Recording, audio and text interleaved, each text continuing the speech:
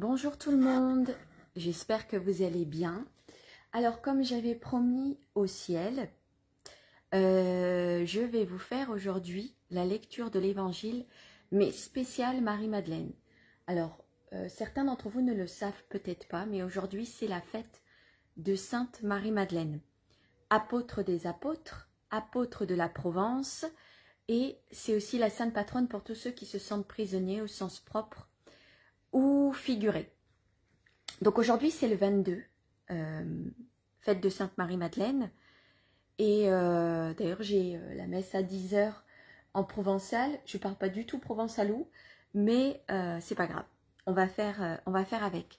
Alors je vais vous faire la lecture des évangiles de Maria Valtorta, mais que sur Marie-Madeleine, c'est-à-dire que les passages concernant sa vie.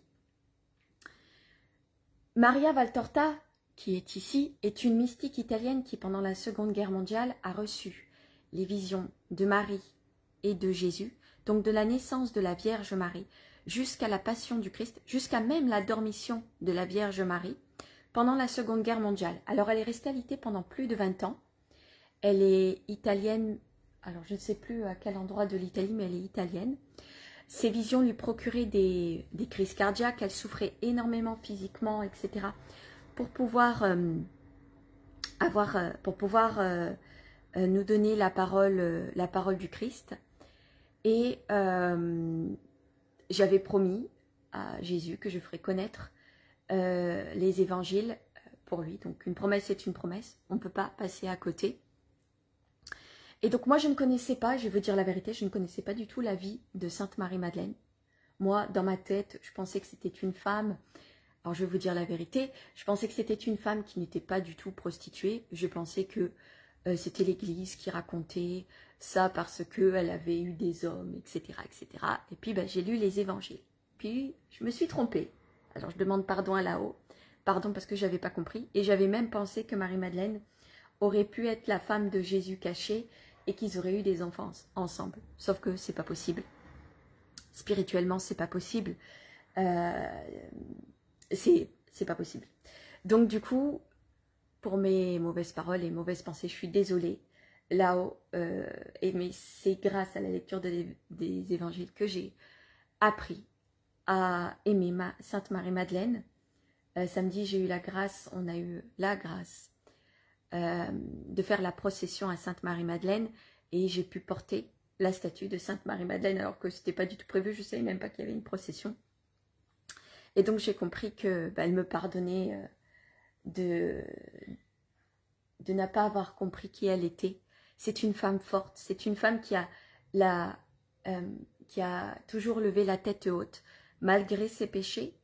Elle a dit, il y a une phrase qui m'avait beaucoup touchée et qu'elle disait « Autant j'ai pu pécher, je me suis donnée entièrement dans le péché, autant je me suis donnée dans la sainteté. » Et c'est ça en sa force puisqu'elle était la seule avec la Vierge Marie et Saint Jean à être au pied de la croix avec Jésus.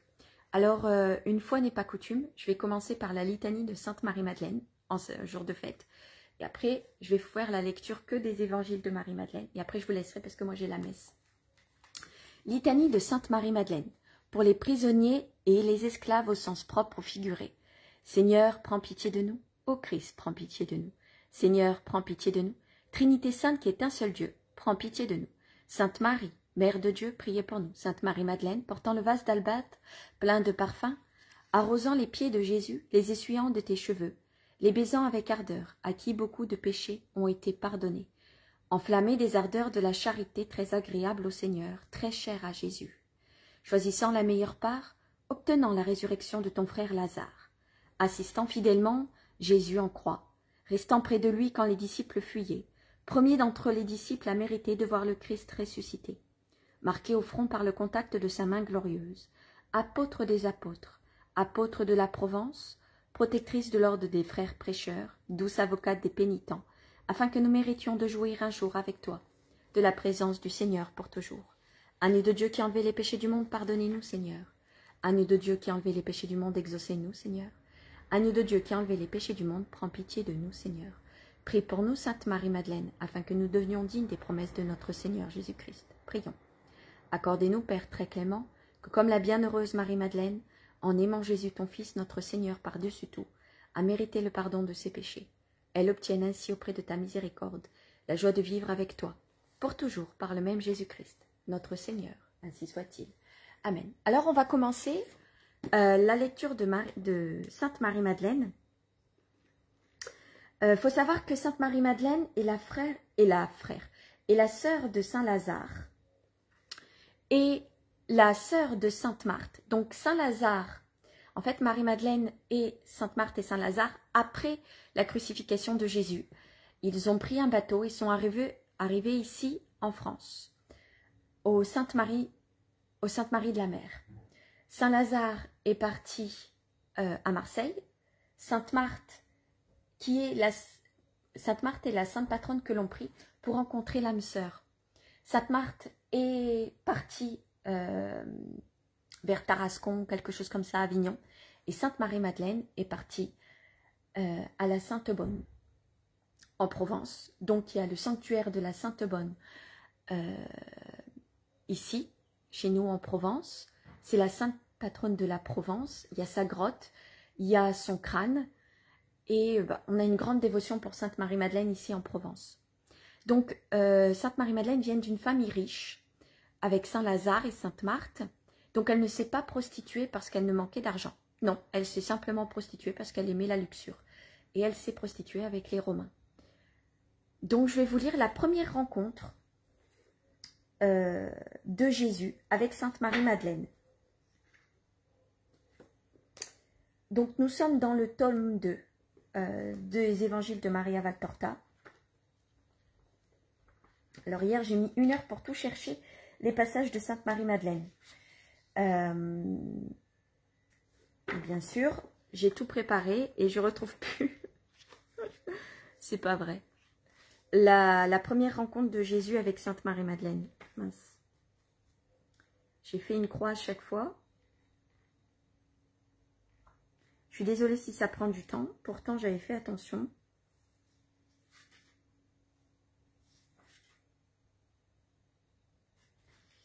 Alors, elle est où la première Pourtant, j'ai tout regardé hier. Est-ce que c'est celle-là?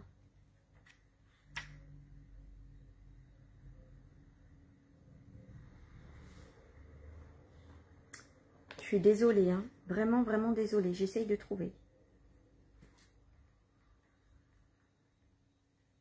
Elle est où là? J'ai fait une croix exprès, et pourquoi je la retrouve plus? Pourtant, je suis bien au tome 2. C'est pas grave, Aurore.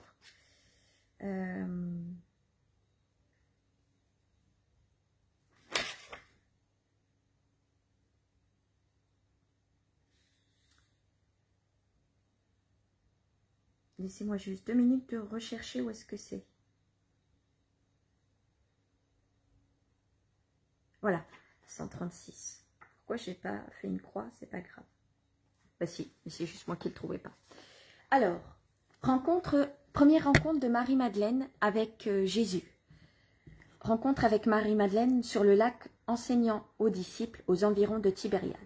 Cette vision date du 5 février 1945. Jésus est avec tous les disciples. Ils sont désormais 13, à eux seuls plus lui. Ils sont 7 par barque sur le lac de Galilée. Jésus est dans celle de Pierre, la première avec Pierre, André, Simon, Joseph et les 2 cousins. Dans l'autre se trouvent les 2 fils de Zébédée, avec les autres, Judas, Philippe, Thomas, Nathanaël et Matthieu.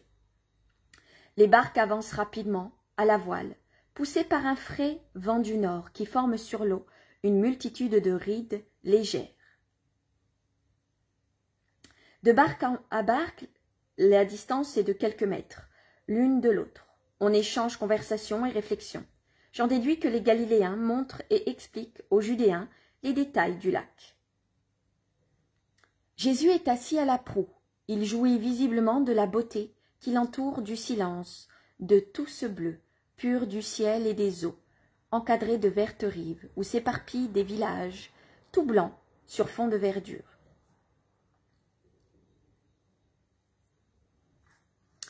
Un groupe de frêles esquifs que l'on emploie pour se promener sur le lac, des sortes de chaloupes, mais ornées de riches baldaquins, pourpres et de bons coussins, coupent la route aux barques des pêcheurs. Bruit, éclats de rire, parfums passent avec elles. Ils sont pleins de belles femmes et de joyeux Romains et Palestiniens, mais plutôt des Romains, ou du moins peu de Palestiniens, car il doit y avoir aussi quelques Grecs. Je le déduis des paroles d'un jeune homme maigre, élancé, brun comme une olive, presque mûre, et tout pomponné. Il porte un court vêtement rouge, bordé en bas par une lourde grecque et serré à la taille par une ceinture, qui est un chef-d'œuvre d'orfèvrerie. Il dit « L'Hellade est belle, mais mon olympique patrie n'a tout de même pas ce bleu azur, ni ces fleurs. Et vraiment, il ne faut pas s'étonner si les déesses que l'on a abandonnées pour venir ici, effeuillons sur les déesses non plus grecques mais juives, des fleurs les roses en nos hommages. Et il jette sur les femmes de sa barque des pétales de roses splendides, et d'autres sur la barque voisine. Un Romain répond « Effeuille, grec, mais Vénus est avec moi. Moi je n'effeuille pas les roses, je les cueille sur cette belle bouche, c'est plus d'eau. » Et il se penche pour embrasser sur la bouche souriante Marie de Magdala, Marie-Madeleine, à demi allongée, sur les coussins, sa tête blonde, sur le sein du Romain. Mais ces frêles embarcations arrivent direction sur les lourdes barques, et que ce soit à cause de la maladresse des rameurs ou en raison du vent, il s'en faut de peu qu'elles ne se heurtent. « Faites attention, si vous tenez à la vie, » s'écrie Pierre, furieux, tout en virant par un coup de barre pour éviter le choc. Insultes des hommes et cris d'épouvante des femmes circulent, une barque à l'autre. Les Romains activent les Galiléens. « Écartez-vous, chiens de Juifs que vous êtes !» Pierre et les autres Galiléens ne laissent pas passer l'injure. Pierre en particulier, rouge comme la crête d'un coq, debout sur le bord de la barque qui tangue fortement, les mains sur les hanches, répond pour coup, n'épargnant ni Romains, ni Grecs, ni Juifs, ni Juives. Au contraire, il leur adresse toute une collection d'appellations honorifiques. Jésus n'a jamais changé de position. Il est resté assis, absent, sans dire mot, et sans aucun regard pour les barques et leurs occupants. Appuyé sur le coude, il a continué de regarder la rive lointaine, comme s'il ne se passait rien. On lui lance une fleur, je ne sais d'où elle vient, certainement d'une femme, car j'entends l'éclat de rire qui accompagne son geste. Mais lui, rien. La fleur le frappe presque au visage et tombe sur les plantes en allant terminer sa course au pied du bouillon-pierre. Dans les petites barques sont sur le point de s'éloigner, je vois que Marie-Madeleine s'est levée et suit la direction que lui indique une compagne de vice, braquant ses yeux splendides sur le visage serein et lointain de Jésus. Comme il est loin du monde, ce visage. « Dis-moi, Simon, interpelle Judas, toi qui es judéen, comme moi, réponds-moi, cette belle blonde sur le sein du Romain, c'est celle qui vient de se lever. N'est-ce pas la sœur de Lazare de Béthanie ?» « Moi, je n'en sais rien, répond sèchement Simon, le Cananéen. Il y a peu de temps que je suis revenu parmi les vivants, et cette femme est jeune. Tu ne voudrais pas me dire que tu connais pas Lazare de Béthanie, j'espère. Je sais bien que tu es son ami, et aussi que tu es aussi chez lui avec le maître. Et même si c'était le cas, étant donné que c'est effectivement le cas, tu dois connaître aussi la pécheresse qui est la sœur de Lazare. Même les tombeaux la connaissent. Il y a 10 ans qu'elle fait parler d'elle. À peine pubère, elle s'est montrée légère, mais depuis 4 ans, tu ne peux ignorer le scandale, même si tu étais la vallée des morts. Même si tu étais dans la vallée des morts, tout Jérusalem en a parlé, et Lazare s'est alors retiré à Béthanie. Il a bien fait, du reste. Personne n'aurait plus mis les pieds dans son splendide palais de Sion. Où elle allait et venait encore. Je veux dire, personne de saint à la campagne. On est au courant. Et puis, désormais, elle est partout, sauf chez elle. Maintenant, elle est sûrement à Magdala. Elle aura trouvé quelque nouvel amour. Tu ne réponds pas? Peux-tu me démentir? Je ne dément pas, je me tais. Alors c'est elle?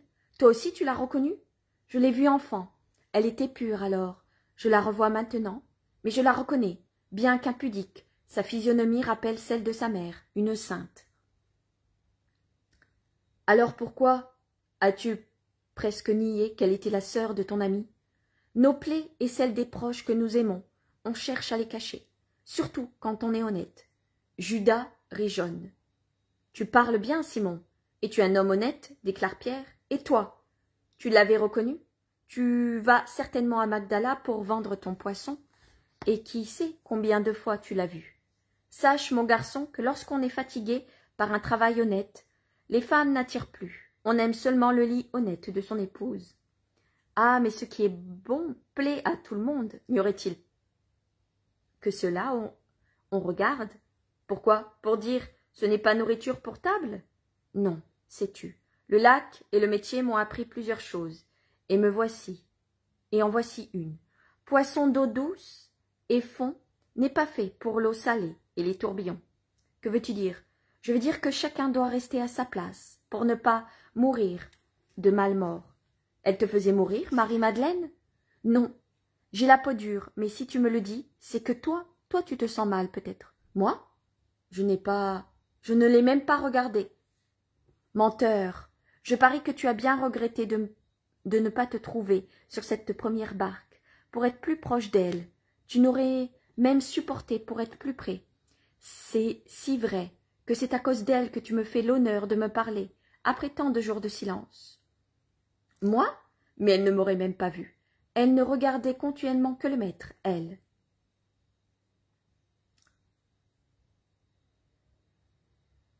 Alors, je passe un peu les détails.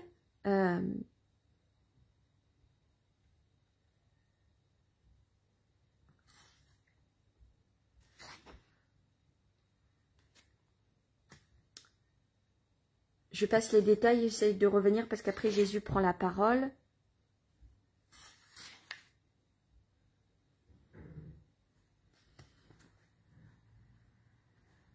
Alors après, qu'est-ce qu'il dit? Jésus quitte sa place et vient s'asseoir au centre de l'embarcation, sur une banquette qui va d'un bord à l'autre. Il a en face de lui l'autre barque, et autour de lui les disciples de sa propre barque.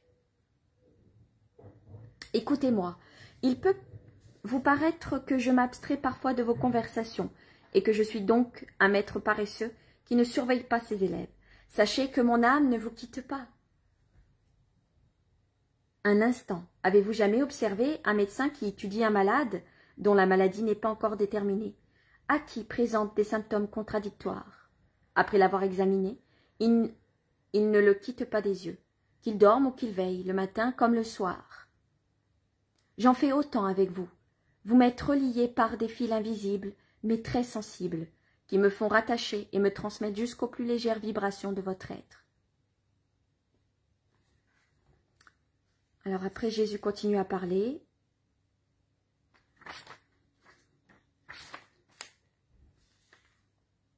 En fait, Marie-Madeleine essaye d'attirer l'attention de Jésus, mais jamais Jésus il la regarde. Jamais. Jésus il dit, le monde est bien vaste, beau et suffisant, varié. Il offre toutes les fleurs et tous les fruits dont les sens peuvent jouir. Moi, je n'offre rien d'autre que la sainteté. Sur la terre, c'est la voie la plus étroite, la plus pauvre, la plus escarpée, la plus épineuse, la plus persécutée qui soit. Au ciel, son étroitesse se change en immensité, sa pauvreté en richesse, ses épines en tapis de roses, son escarpement en sentier facile et agréable, sa persécution en paix et béatitude. Mais ici-bas, c'est un effort héroïque que d'être saint. Moi, je ne vous offre que cela.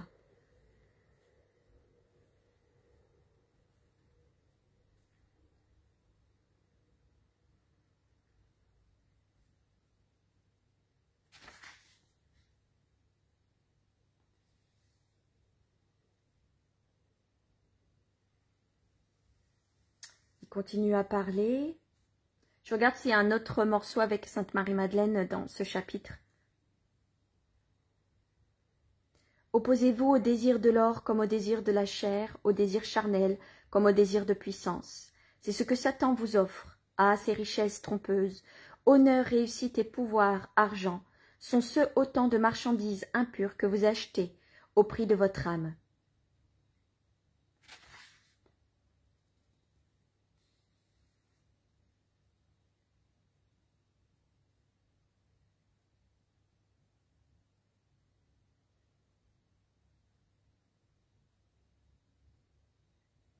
Non, il n'y a plus de chapitre sur celui-là. Alors, dans l'autre chapitre où Sainte Marie-Madeleine apparaît, c'est donc toujours dans le 2e tome des évangiles. Jésus est à Béthanie chez Lazare qui lui présente Marthe. Marthe, la sœur de Sainte Marie-Madeleine. Alors,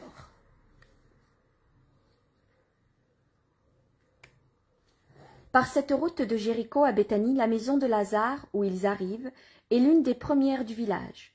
Jésus congédie le groupe, qui doit aller à Jérusalem, puis l'autre, qui l'envoie vers Bethléem, en disant « Allez-y sans inquiétude, vous trouverez à mi-chemin Isaac, Élie et les autres. Dites-leur que je serai à Jérusalem pour plusieurs jours, et que je les attends pour les bénir. » En attendant, Simon a sonné à la grille et s'est fait ouvrir. Les serviteurs vont prévenir et Lazare accourt. Judas, qui s'était déjà éloigné de quelques mètres, revient en arrière et dit à Jésus, en guise d'excuse, « Je t'ai déplu, maître, je l'ai compris. Pardonne-moi. » Mais tout en le disant, il jette un coup d'œil furtif par la porte ouverte du côté du jardin et de la maison. « Oui, ça va, ça va. Va, ne fais pas attendre tes compagnons. » Judas n'a plus qu'à s'en aller. Pierre murmure. Il espérait qu'il y aurait un changement d'ordre. « Cela jamais, Pierre, je sais ce que je fais, mais toi sois gentil pour cet homme-là. » Il se dirige vers la maison, cette fois sous le beau portique. Il y a une femme, c'est Marthe, assez grande, mais moins que sa sœur. Elle est brune, la pommade, alors que l'autre est blonde et rose. Sainte Marie et Madeleine est blonde, la peau blanche. Sainte Marthe est brune, la pommade. C'est une belle jeune fille, aux formes harmonieuses, ses cheveux sont couleur de jet, au-dessus d'un front légèrement brun et lisse. Ses yeux qui respirent la douceur sont noirs, grands, veloutés, encadrés par des cils foncés. Le nez est légèrement aquilin et la bouche vermeille tranche sur la couleur brune des joues. Elle sourit en montrant de belles dents, très blanches. « J'ai une sœur, maître, la voilà, c'est Marthe. Elle est bonne et pieuse. Elle est le réconfort et l'honneur de la famille, ainsi que la joie du pauvre Lazare. Auparavant, elle était ma première et unique joie. Maintenant, elle est la seconde, car la première, c'est toi. » Marthe se prosterne à terre et baise le bord du vêtement de Jésus. « Paix à cette excellente sœur et à cette femme chaste. Relève-toi. » Marthe se lève et entre dans la maison avec Jésus et Lazare. Puis elle s'excuse de s'absenter pour les besoins de la maison. « Elle est ma paix, » murmure Lazare en scrutant Jésus des yeux, mais Jésus ne semble pas s'en apercevoir. Lazare demande « Et Jonas, il est mort. » « Mort ? Dans ce cas, je l'ai eu à la fin de sa vie, mais il est mort libre et heureux, chez moi à Nazareth, entre ma mère et moi. » Donc, après, c'est la suite de la conversation de Jésus avec Saint Lazare.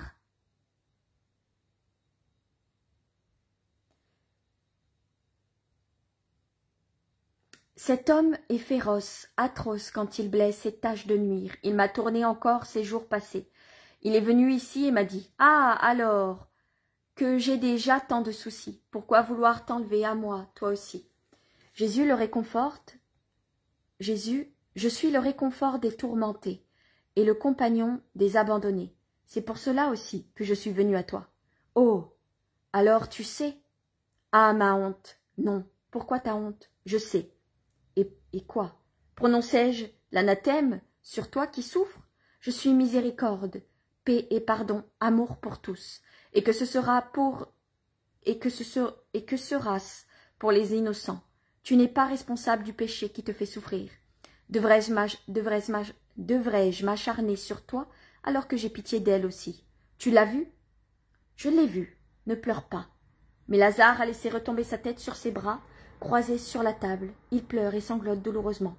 Marthe s'avance et regarde Jésus. Jésus lui fait signe de garder le silence. Elle s'éloigne, alors avec des larmes qui coulent silencieusement. Lazare se calme peu à peu à la honte et à honte de sa faiblesse. Jésus le réconforte, et comme son ami désire rester seul un instant, il sort dans le jardin, se promener dans les parterres où quelques roses pourpres résistent encore. Marthe le rejoint peu après. « Maître, Lazare t'a parlé ?»« Oui, Marthe. Lazare n'a plus de paix depuis qu'il sait que tu es au courant et que tu l'as vu. »« Comment est-il au courant ?»« D'abord cet homme qui était avec toi, qui prétend être ton disciple, c'est un homme jeune, grand, brun et sans barbe. Puis d'Horace, ce dernier nous a fustigés de son mépris, et l'autre a seulement dit ce que vous l'aviez vu sur le lac, avec ses amants. Mais ne pleurez pas pour cela. Croyez-vous que j'ignorais votre blessure? Je la connaissais déjà quand j'étais auprès du Père. Ne te laisse pas abattre, Marthe, relève ton cœur et ton front. Prie pour elle, maître. Moi je prie, mais je n'arrive pas à pardonner complètement, et peut-être l'Éternel repousse-t-il ma prière. Tu as raison, il faut pardonner pour être pardonné. Et écoutez, je prie déjà pour elle, mais donne-moi ton pardon et celui de Lazare. Toi, par ta fraternelle bonté, tu peux parler et obtenir encore plus que moi. Sa blessure est trop ouverte et brûlante pour que même ma main l'effleure. Toi, tu peux le faire. Donne-moi votre pardon, plaignez saint, et moi j'agirai. Pardonnez, nous ne le pourrons pas. Notre mère est morte de douleur à cause de sa mauvaise conduite, et ce n'était encore que peu de choses au regard de sa conduite actuelle. Je vois les tortures de notre mère. Elles sont toujours présentes à mon esprit, et je vois ce que souffre Lazare. C'est une malade, Marthe. Pardonne-lui. Elle est possédée par le démon, maître. Qu'est-ce que la possession diabolique, sinon une maladie de l'âme contaminée par Satan, dénaturée au point d'en faire un être spirituel diabolique? Comment expliquer autrement certaines personnes, certaines perversions humaines? Ces perversions rendent l'homme pire que les fauves, pour ce qui est de la férocité, plus libidineuse que les singes quant à la luxure, et ainsi de suite, pour en faire des êtres hybrides, où se fondent l'homme, l'animal et le démon.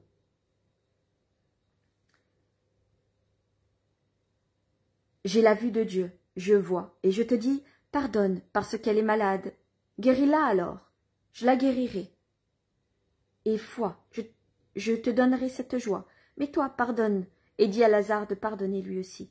Pardonne, aime-la encore, rapproche-toi d'elle, parle-lui comme si elle était comme toi, parle-lui de moi. Comment veux-tu qu'elle te comprenne, toi qui es le saint?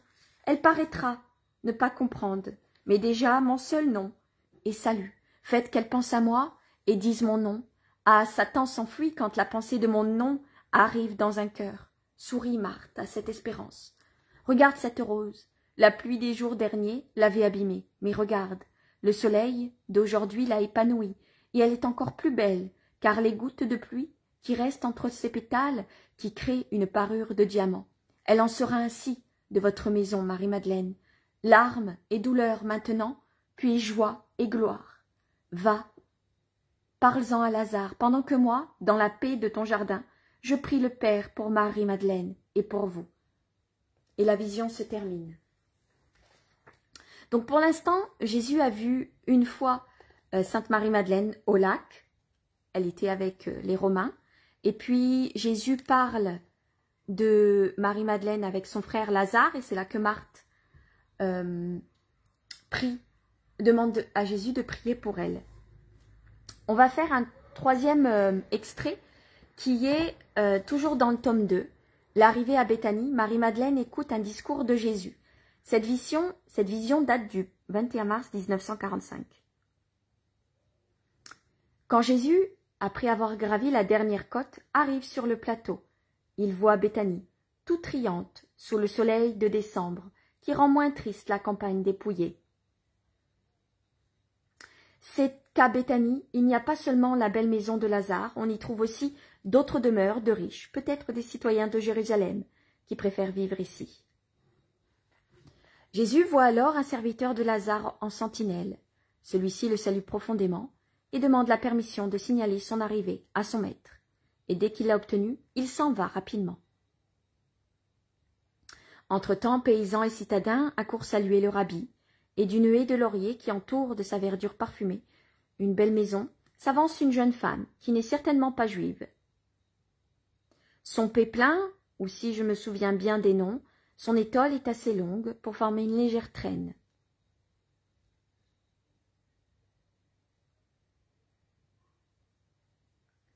Alors, Jésus la regarde un instant, puis se retourne pour écouter un vieillard. Je vous passe les détails. Hein.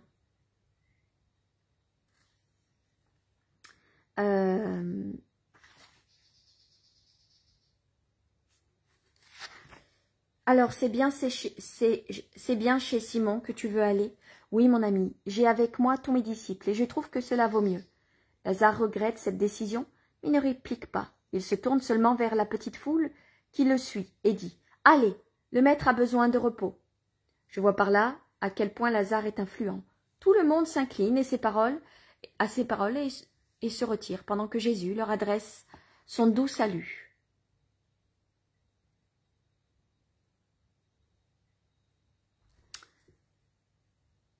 Une telle paix que, après Nazareth, c'est l'endroit qui m'est le plus cher. Mais réponds-moi, pourquoi m'as-tu dit « quitte la belle eau » ?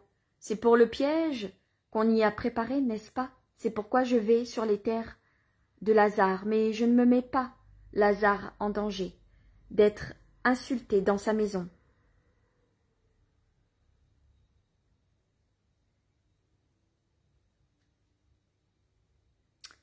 Tu dis cela, mais c'est parce que c'est à cause d'elle, voilà. J'allais me décider à lui pardonner, mais si elle t'éloigne, pardi, je la haïrai. Et tu me perdras, tout à fait. Abandonne cette pensée immédiatement, ou tu me perds tout de suite. Voici Marthe, paix à toi, ma douce hôtesse, ô Seigneur. Marthe pleure à genoux, elle a baissé le voile, posé sur sa coiffure, en forme de diadème, pour ne pas trop faire voir ses pleurs aux étrangers, mais elle ne pense pas à les cacher à Jésus. Pourquoi ces larmes? En vérité, tu les gâches. Il y a bien des raisons de pleurer et de faire des larmes un objet précieux, mais plairais pour cette raison, si, ô Marthe, il me semble que tu ne sais plus qui je suis. Dedans, tu le sais, je n'ai que le vêtement. Mon cœur et ses battements sont divins. Alors lève-toi et viens à la maison. Quant à elle, laisse-la faire. Même si elle venait se moquer, laisse-la faire, je vous le dis. Ce n'est pas elle, c'est celui qui la tient qui en fait un instrument de trouble. Mais il y a ici quelqu'un de plus fort que son maître. Maintenant, la lutte se passe directement entre lui et moi, pour vous prier, pardonner, patienter et rien d'autre.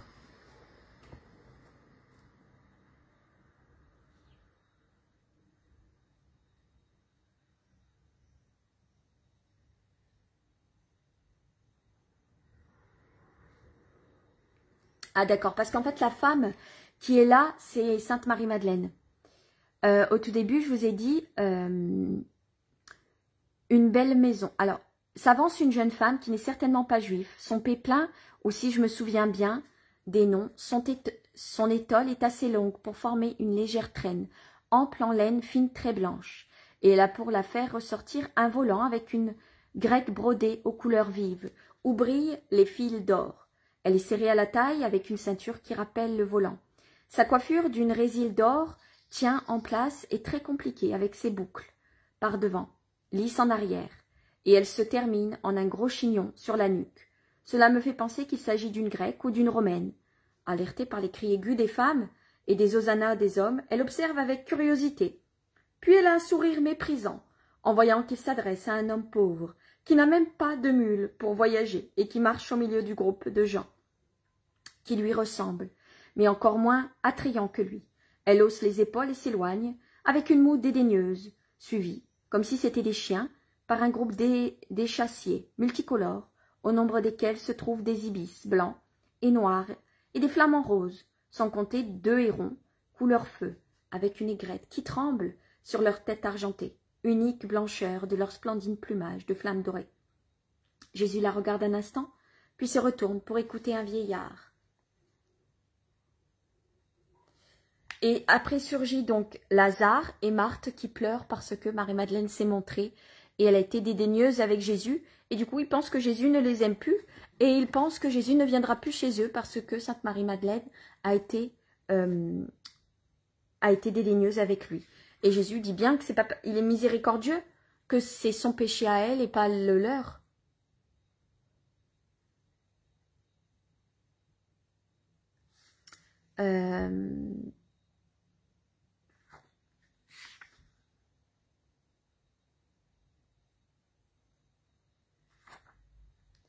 Je regarde s'il y a une autre.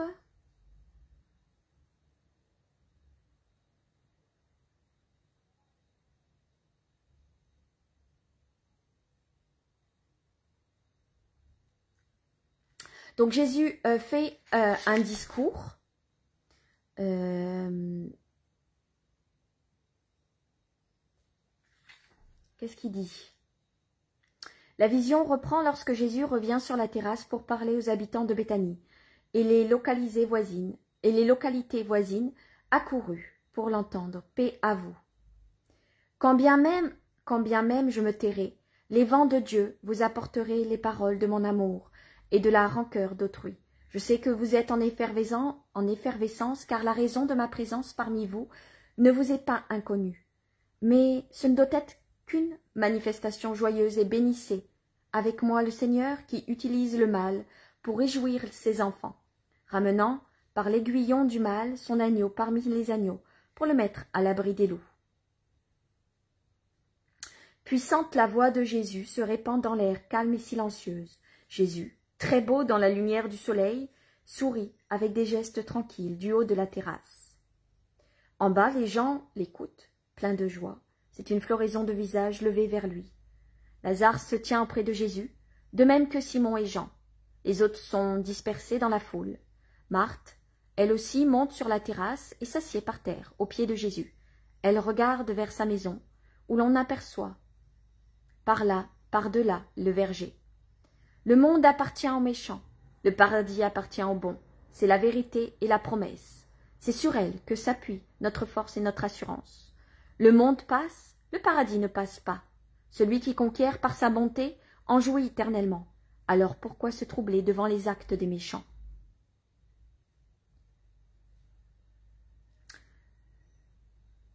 Ma sœur, Jésus, oh!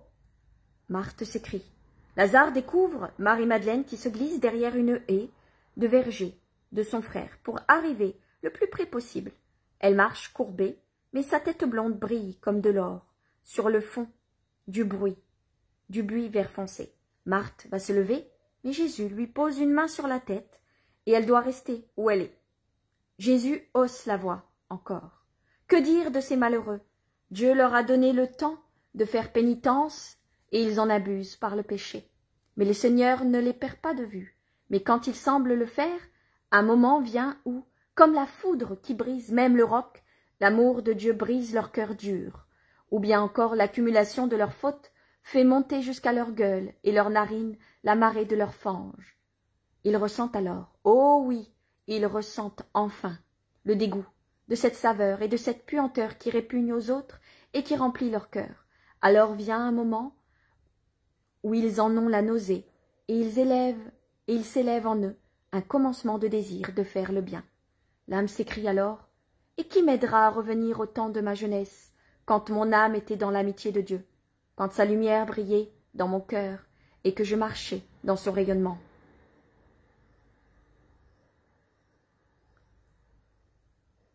L'amour, c'est Dieu, et non pas l'or, la jouissance, le pouvoir. Pauvre, pauvre âme, si elle était moins paresseuse, elle se serait levée aux premiers appels de l'époux éternel pour aller vers Dieu, qui appelle « Suis-moi », vers Dieu qui dit « Ouvre-moi », de sorte qu'elle ne serait pas allée ouvrir la porte avec élan de leur amour réveillé quand l'époux déçu est déjà loin.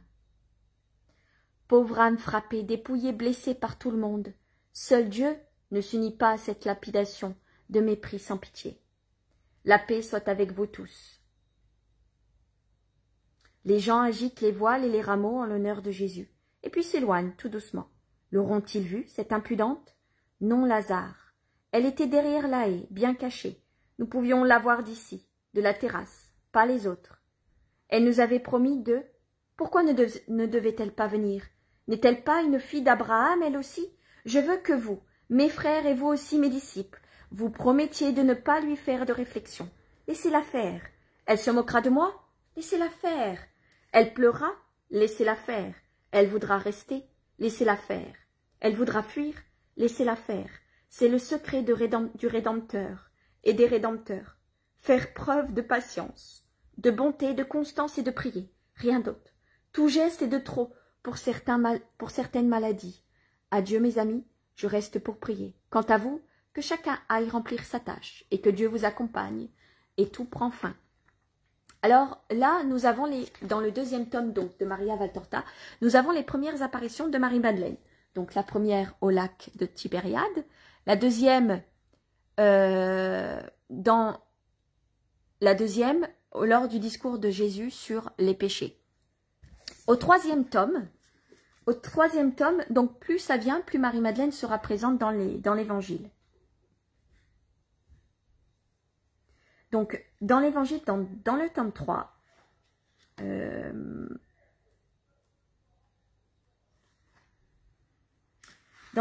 3, c'est le passage 6e sermon sur la montagne, choisir entre le bien et le mal, l'adultère, le divorce, l'arrivée opportune de Marie-Madeleine.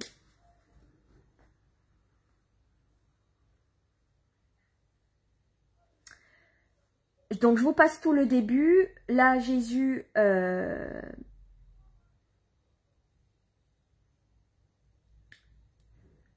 Jésus est debout sur un rocher et il parle à une foule nombreuse. Dans la foule, certains sont assis sur l'herbe ou sur des pierres, d'autres se tiennent debout. Le collège apostolique n'est pas au complet. Je vois Pierre et André, Jean et Jacques, et j'entends qu'on appelle les deux autres, Nathanaël et Philippe. Le discours est déjà commencé depuis un moment. Je comprends qu'il s'agit du sermon sur la montagne, mais les béatitudes sont déjà énoncées. Je dirais même que le discours approche de sa fin, car Jésus dit « Faites cela, et vous en serez grandement récompensés, car le Père qui est aux cieux est miséricordieux à l'égard des bons, et il sait rendre au centuple. C'est pourquoi je vous dis, un grand mouvement se produit dans la foule, qui se presse vers le sentier conduisant au plateau. Les gens les plus proches de Jésus se retournent, l'intention se détourne. Jésus cesse de parler et tourne les yeux dans la même direction que les autres. Il est sérieux et beau dans son vêtement bleu foncé, les bras croisés sur sa poitrine. Le soleil effleure son visage par le premier rayon qui passe au-dessus du flanc oriental de la colline. « Faites place, plébéiens !» crie une voix d'homme en colère. « Faites place à la beauté qui passe !» 4 jolis cœurs, tout pomponnés, s'avancent. L'un est certainement un Romain, car il porte la toge sur leurs mains croisées. Pour faire un siège, il porte en triomphe Marie de Magdala, Marie de Béthanie, Marie-Madeleine. Encore grande pécheresse. Elle rit de sa très belle bouche et rejette en arrière sa tête à la chevelure d'or, tout en tresses et boucles retenues par des épingles précieuses et par une lame d'or parsemée de perles qui lui en serre du haut du front comme un diadème, et d'où descendent de légères boucles pour voiler ses yeux, superbes rendus, encore plus grands et plus séduisants par un savant artifice. Ce diadème disparaît ensuite derrière les oreilles, sous la masse des tresses, qui retombe sur un cou très blanc, entièrement découvert, et même le découvert va bien au-delà du cou. Ses épaules sont dénudées jusqu'aux omoplates, et sa poitrine beaucoup plus encore. Son vêtement est retenu aux épaules par 2 chaînettes d'or. Les manches sont inexistantes. Le tout est recouvert, si l'on peut dire, d'un voile qui sert uniquement à mettre la peau à l'abri du bronzage. Ce vêtement est très léger, et quand la femme se jette, comme elle fait par cajolerie sur l'un ou l'autre de ses adorateurs, elle semble se jeter nue sur eux. J'ai l'impression que le Romain est son préféré, car c'est à lui que souris et coup d'œil s'adresse de préférence, et il reçoit plus souvent sa tête sur son épaule. « Voilà la déesse satisfaite, dit le Romain. Rome a servi de monture à la nouvelle Vénus, et c'est là que se trouve Apollon, que tu as voulu voir. Charme-le donc, mais laisse-nous aussi quelques bribes de tes charmes. » Marie-Madeleine rit et se jette à terre d'un mouvement agile et provoquant, découvrant ses pieds chaussés de sandales blanches, avec des fibules d'or et une grande partie de la jambe. Puis, couvrant le tout, son vêtement est très ample, fait de laine fine, comme le voile est très blanc, retenu à la taille, mais très bas, à la hauteur des hanches, par une ceinture à boucles d'or dénouée, et la femme se dresse comme une fleur de chair, une fleur impure, éclose par quelques sortilèges sur le plateau vert, où se trouve quantité de muguets et de narcisses sauvages. Elle est belle plus que jamais. Sa petite bouche pourpre ressemble à un œillet qui se détache de sa blancheur, d'une denture parfaite. Son visage et son corps pourraient satisfaire la peinture ou la sculpture, le plus difficile tant pour les teintes que pour les formes. Large de poitrine, avec des hanches bien proportionnées et une taille naturellement souple, et fine, en comparaison de la poitrine et des hanches. On dirait une déesse, comme l'a dit le Romain. Une déesse sculptée, dans un marbre légèrement rosé, sur lequel l'étoffe légère se tend sur les côtés, pour retomber ensuite, en plis nombreux, sur le devant. Tout est étudié pour plaire. Jésus la regarde fixement, et elle soutient effrontément son regard en riant, et en se retournant légèrement, à cause des chatouilles que le Romain lui fait en passant sur ses épaules et sur son sein découvert. Un brin de muguet cueilli dans l'herbe.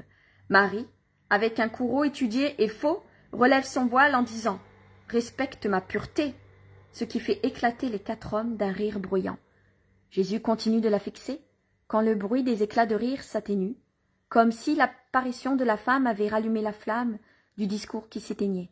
Jésus reprend la parole, il ne le regarde plus. Il revient à ses auditeurs qui paraissaient agités et scandalisés par l'événement. Jésus reprend son discours. Donc là, je vous passe le discours de Jésus.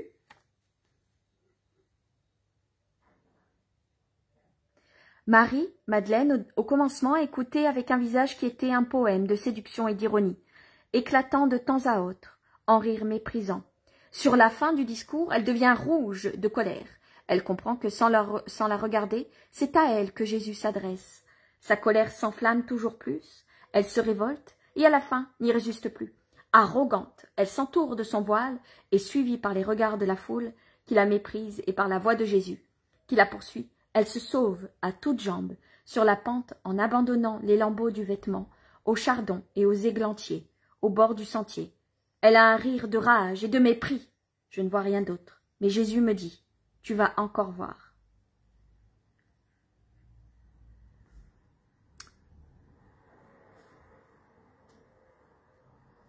Cet événement vous indigne. Cela fait 2 jours que notre refuge, bien au-dessus de la boue, est troublé par les sifflements de Satan. Ce n'est donc plus un refuge, et nous allons le quitter. Mais je veux terminer pour vous ce code du plus parfait, devant cette ampleur de lumière et d'horizon. Dieu apparaît réellement dans sa majesté de Créateur, et à la vue de ses merveilles, nous pouvons croire fermement que le Maître c'est lui, et non pas Satan.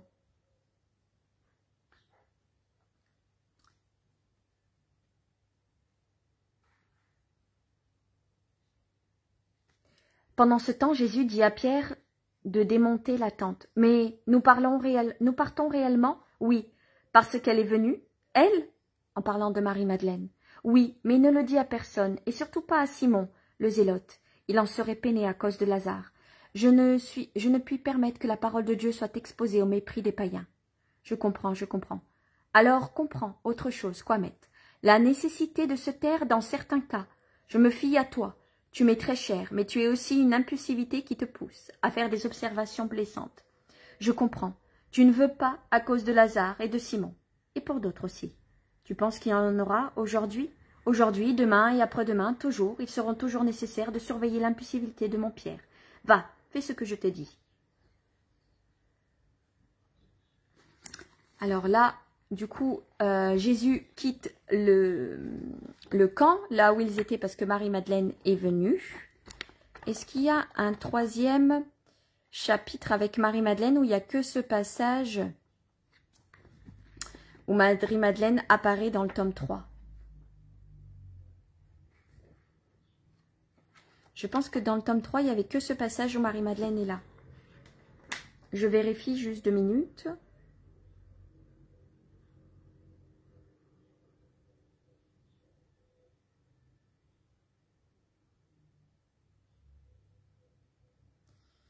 Si je rate des morceaux de l'évangile avec Marie-Madeleine, de toute façon, vous les lirez. Hein. Il y a 10 tomes, et dans les 10 tomes, il y a toute la vie de Jésus. Donc,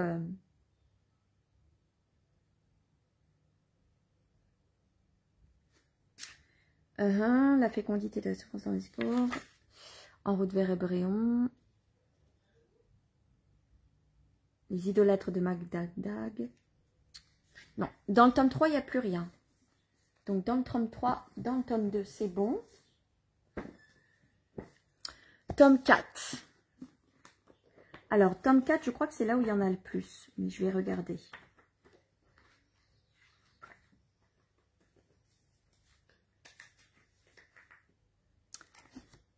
Ce tome 4, il sent la rose. À chaque fois que je l'ouvre, il sent la rose. C'est hallucinant. Alors, dès le début, dans le tome 4, c'est la deuxième année de la vie publique de Jésus. Vision du 22 juillet 1945, un signe d'éveil de Marie-Madeleine et mort du vieil Ismaël. Jésus, accompagné de Simon le Zélote, arrive dans le jardin de Lazare, par une belle matinée d'été. L'aurore ne touche pas encore à sa fin, de sorte que tout est frais et riant. Lazare se dirige vers la tonnelle des jasmins avec des rouleaux qu'il va lire. Je vais l'appeler. Non, j'y vais tout seul. Jésus se hâte le long d'un sentier bordé de haies, en fleurs. L'herbe rase qui côtoie la haie atténue le bruit de ses pas, et Jésus cherche justement à marcher dessus pour arriver à l'improviste devant Lazare. Il le surprend debout, ses rouleaux posés sur une table de marbre, priant à voix haute. « Ne me déçois pas, Seigneur, fais grandir ce brin d'espérance qui est né dans mon cœur. Accorde-moi ce que, par mes larmes, je t'ai demandé des milliers de fois, ce que je t'ai demandé par mes actes, par le pardon, par tout mon être. Donne-le-moi en échange de ma vie, donne-le-moi au nom de ton Jésus, qui m'a promis cette paix. Peut-il mentir, lui? Dois-je penser que sa promesse a été vain, mot, que son pouvoir est inférieur à ses abîmes de péché? Qu'est ma sœur? Dis-le-moi, Seigneur, pour que je ne me résigne pas, que je me résigne par amour pour toi. Oui, je te l'affirme, dit Jésus. Lazare se retourne vivement et s'écrie. Ô mon Seigneur, mais quand es-tu arrivé? Il se penche pour baiser le vêtement de Jésus. Il y a quelques minutes, seul, avec Simon le Zélote. Mais là où tu es, je suis venu seul. Je sais que tu dois m'annoncer une grande chose. Dis-la-moi donc. Non. Réponds d'abord à ma question que j'ai posée à Dieu. Selon ta réponse, je te la dirai. Dis-la-moi. Dis-la-moi cette grande chose. Tu peux la dire. Jésus sourit en ouvrant les bras pour l'y inviter. Dieu très haut, c'est donc vrai? Toi alors tu sais que c'est vrai? Et Lazare se réfugie dans les bras de Jésus pour lui confier sa grande chose. Marie-Madeleine a appelé Marthe à Magdala. Et Marthe est partie inquiète, craignant quelque grand malheur. Moi, je suis restée seule ici avec cette même crainte. Mais Marthe m'a fait parvenir une lettre par le serviteur qui l'a accompagnée. Une lettre qui m'a remplie d'espoir. Regarde, je l'ai ici, sur le cœur. Je la garde là parce qu'elle m'est plus précieuse qu'un trésor. Ce ne sont que quelques mots, mais je les relis de temps en temps pour être certain qu'ils ont bien été écrits. Regarde. Lazare sort de son vêtement un petit rouleau lié par un ruban violet et le déroule. Tu vois, lis, lis à haute voix. Lu par toi, la chose me paraîtrait plus certaine. Jésus se met à lire. Lazare, mon frère, à toi paix et bénédiction. Je suis arrivé rapidement en bonne condition, et mon cœur n'a plus palpité de crainte de nouveaux malheurs, parce que j'ai vu Marie-Madeleine, notre mari, en bonne santé et, dois-je te le dire, elle est moins agitée qu'auparavant. Elle a pleuré sur mon cœur des pleurs interminables. Et puis, à la nuit tombée, dans la pièce où elle m'avait conduite, elle m'a posé des tas de questions sur le maître, rien de plus pour le moment. Mais moi, qui vois le visage de Marie-Madeleine et qui entends ses paroles, je dis que l'espérance est née dans mon cœur. Prie, mon frère, espère. Ah, si c'était vrai. Je reste encore parce que je comprends qu'elle me veut auprès d'elle, comme pour être défendue contre la tentation, et pour apprendre. Quoi? Ce que nous savons déjà, la bonté infinie de Jésus. Je lui ai parlé de cette femme venue de Béthanie. Je vois qu'elle réfléchit tant et plus. Il nous faudrait Jésus. Prie, espère, que le Seigneur soit avec toi. Jésus replie le rouleau et le rend. Maître, je vais y aller. Peux-tu prévenir Marthe de venir à ma rencontre à Capharnaüm d'ici 15 jours, tout au plus? Oui, je le peux, Seigneur. Et moi? Tu restes ici. Marthe aussi. Je la renverrai ici. Pourquoi? Parce que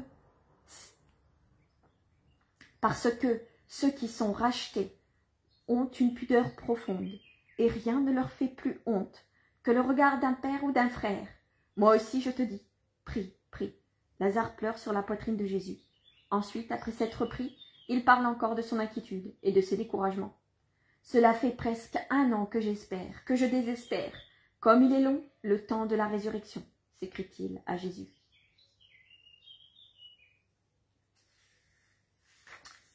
Donc ça, c'est le premier signe de Marie-Madeleine qui se convertit.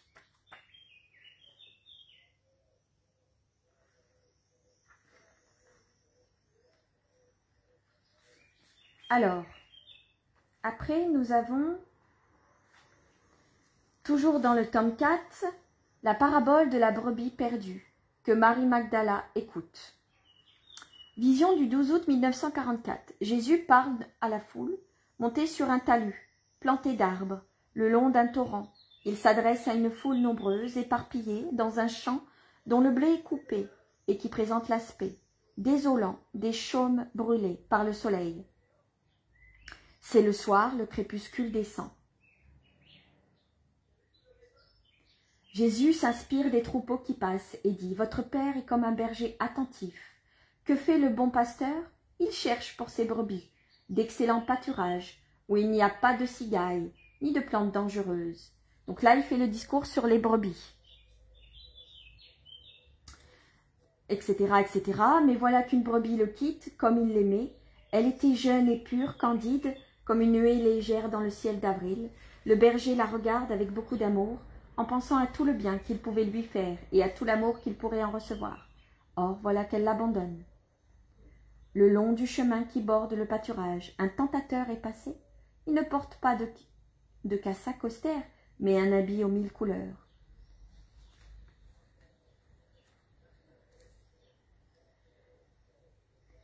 « 99 brebis le regardent sans bouger. La 100e, la plus jeune et la plus chère, fait un bond et disparaît derrière le tentateur. Le berger a beau l'appeler, elle ne revient pas. Elle court plus vite que le vent rejoindre celui qui est passé. Et pour se tenir ses forces dans sa course, elle goûte ce sel qui pénètre en elle et la brûle d'un délire étrange qui la pousse à chercher les eaux noires et vertes dans l'obscurité des forêts. Que fait le bon pasteur? Il enferme en lieu sûr ses 99 brebis, fidèles, puis se met en route. Il ne s'arrête pas jusqu'à ce qu'il trouve des traces de la brebis perdue.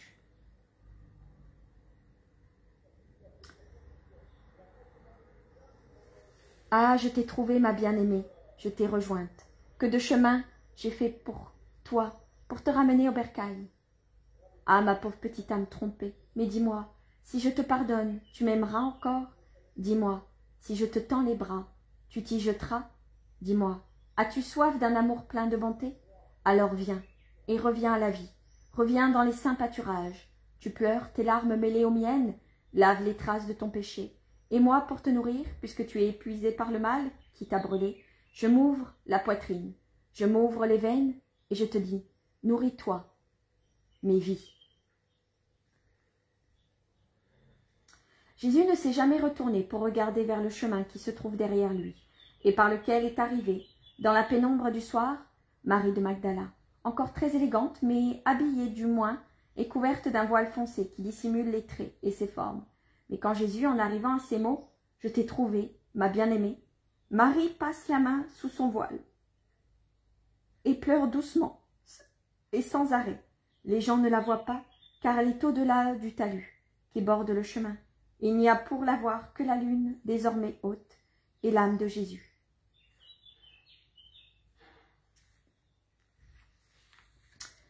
Commentaire en 3 points sur la conversion de Marie-Madeleine. Jésus dit, le 13 août 1944.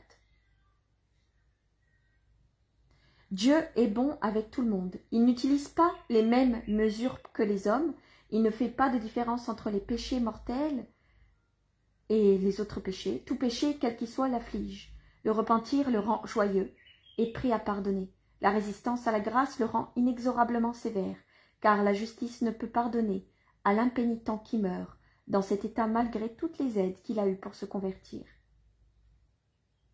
Mais dans les conversions ratées, il y en a, sinon la moitié du moins, 4 sur 10, qui ont pour cause première la négligence des personnes chargées des conversions, un zèle mal compris et menteur qui n'est qu'un voile posé sur un réel égoïsme.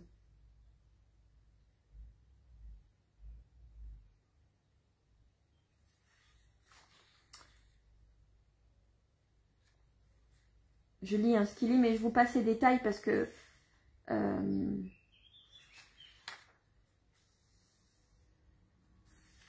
Voyez combien le Seigneur est mesuré dans ses volontés. Il n'exige pas des conversions foudroyantes. Il ne prétend pas l'absolu d'un cœur. Il sait attendre.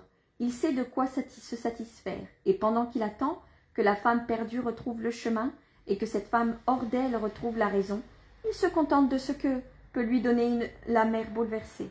Je ne lui demande rien d'autre que « Peux-tu pardonner ?» Combien d'autres choses j'aurais eu à lui demander pour la rendre digne du miracle, si j'avais jugé selon les critères des hommes. Mais c'est divinement que je mesure vos forces. Pour cette pauvre mère accablée, c'était déjà beaucoup d'arriver à pardonner. Et à ce moment précis, c'est tout ce que je lui demande. Plus tard, après lui avoir rendu son fils, je lui dis « Sois sainte et rends sainte ta maison. » Mais tant qu'elle est écrasée sous la douleur, je ne lui demande que de pardonner à la coupable. On ne doit pas tout exiger de celui qui peut avant était dans le néant des ténèbres.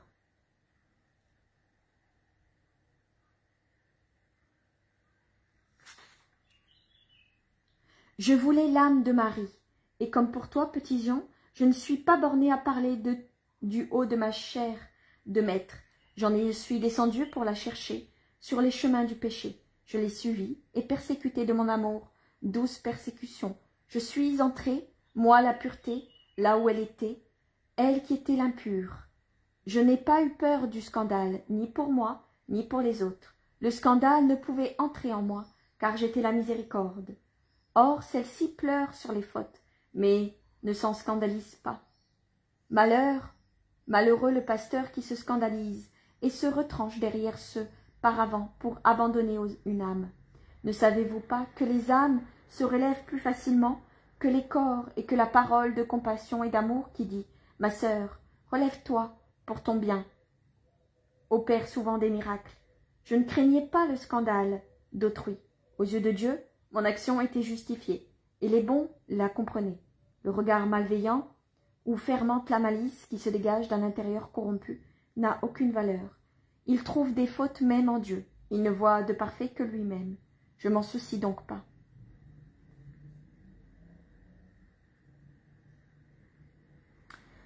Voici les 3 phases du salut d'une âme.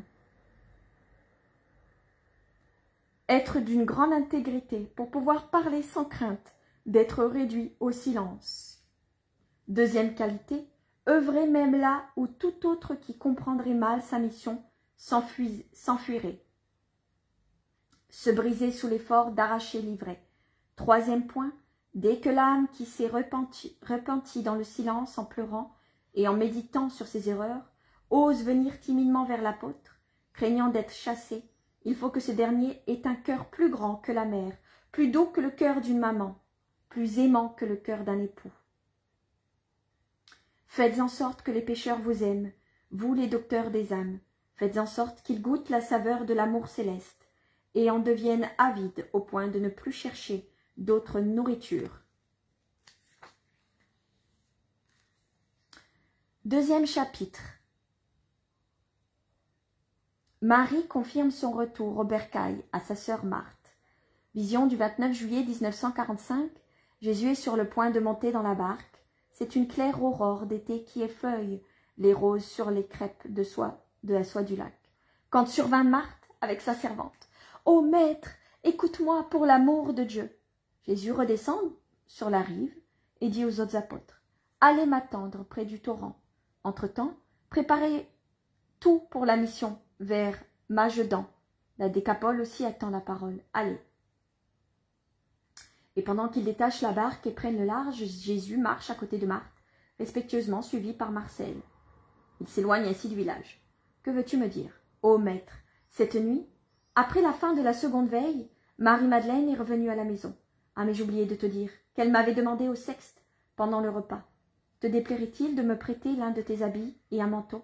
Ils seront un peu courts, mais je laisserai le vêtement dénoué, et je rallongerai le manteau. » Je lui ai dit « Prends ce que tu veux, ma sœur. » Mon cœur battait très fort, et parce qu'auparavant dans le jardin j'avais dit à Marcel, au crépuscule, il nous faut être à Capharnaüm, car le maître s'adresse à la foule ce soir. Et j'avais vu Marie-Madeleine sursauter, changer de couleur, ne plus tenir en place. Elle allait et venait, seule comme une âme en peine, agitée sur le point de décider, et ne sachant pas encore quoi accepter et quoi repousser. Après le repas, Elle est allée dans ma chambre et a pris le vêtement, le plus foncé que j'avais, le plus modeste. Elle l'a essayé et a prié la nourrice de défaire tout l'ourlet parce que l'habit était trop court. Elle avait essayé de le faire elle-même, mais avait reconnu en pleurant. « Je ne sais plus coudre. J'ai oublié tout ce qui était utile et bon. » Et elle m'a jeté les bras autour du cou en me disant « Prie pour moi. » Elle est sortie seule au crépuscule, comme j'ai prié pour qu'elle ne rencontre personne qui l'empêche de venir ici, pour qu'elle comprenne ta parole, pour qu'elle réussisse à étrangler définitivement le monstre qui la tient d'esclave. Regarde, j'ai ajouté à ma ceinture ta ceinture bien serrée sur l'autre, et quand je sentais la pression du cuir dur sur ma taille, qui n'est pas habituée aux ceintures si rigides, je disais, lui, il est plus fort que tout. Après quoi, Marcel et moi avons vite fait pour venir au char. Je ne sais si tu nous as vus dans la foule, mais quelle douleur, quelle épine dans le cœur en ne voyant pas Marie-Madeleine. Je pensais, elle a changé d'avis, elle est rentrée à la maison, ou bien elle s'est enfuie, ne pouvant plus résister à mon autorité, qu'elle avait réclamée. Je l'écoute et je pleurais sous mon voile. Ces paroles paraissaient faites pour elle, et elle ne les entendait pas. Mais considérant mon cœur, maître, c'était ma sœur qui venait vers toi. Est-ce que je pouvais ne pas être là pour la voir près de toi? D'ailleurs, tu m'avais dit, elle sera brisée. Je voulais être auprès d'elle tout de suite, pour la soutenir. J'étais agenouillée en larmes et en prière dans ma chambre, et la seconde veille était finie, depuis longtemps, quand elle est rentrée, si doucement que je ne l'ai pas entendue, que lorsqu'elle est tombée sur moi, en me serrant étroitement dans ses bras et disant « Tout ce que tu dis est vrai, ma sœur bénie, c'est même beaucoup plus que tu ne le dis. Sa miséricorde est beaucoup plus grande. Ô ma Marthe, tu n'as plus besoin de me retenir, tu ne me verras plus être cynique ou désespérée. Tu ne m'entendras plus dire pour ne pas penser. Maintenant je veux penser, je sais à quoi penser, à la bonté faite. Tu as déjà ta victoire en main, ta Marie qui ne veut plus pécher, qui revenait maintenant la voilà. Regarde-la bien en face, car c'est une nouvelle Marie-Madeleine au visage lavé par les larmes de l'espérance et du repentir. Tu peux m'embrasser, ma sœur pure. Il n'y a plus une âme, il n'y a plus de traces d'amour honteux sur mon visage. Il a dit qu'il aime mon âme, car c'est à elle qu'il parlait, la brebis perdue. C'était moi, il a dit, écoute, si je te le dis, tu connais la manière de parler du Sauveur. Et elle m'a répété parfaitement ta parole. Elle est si intelligente, Marie-Madeleine, bien plus que moi. Elle sait se rappeler. Ainsi, je t'ai attendu 2 fois. Si dans ta bouche tes paroles étaient saintes et adorables, dans la sienne, elles étaient pour moi saintes, adorables et aimables, car c'était la bouche d'une sœur qui les prononçait, de ma sœur retrouvée, revenue au bercail familial. Alors là, c'est terminé.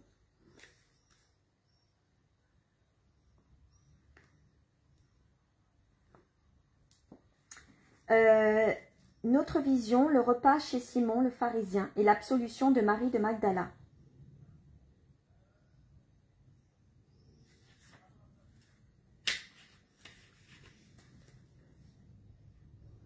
Donc là,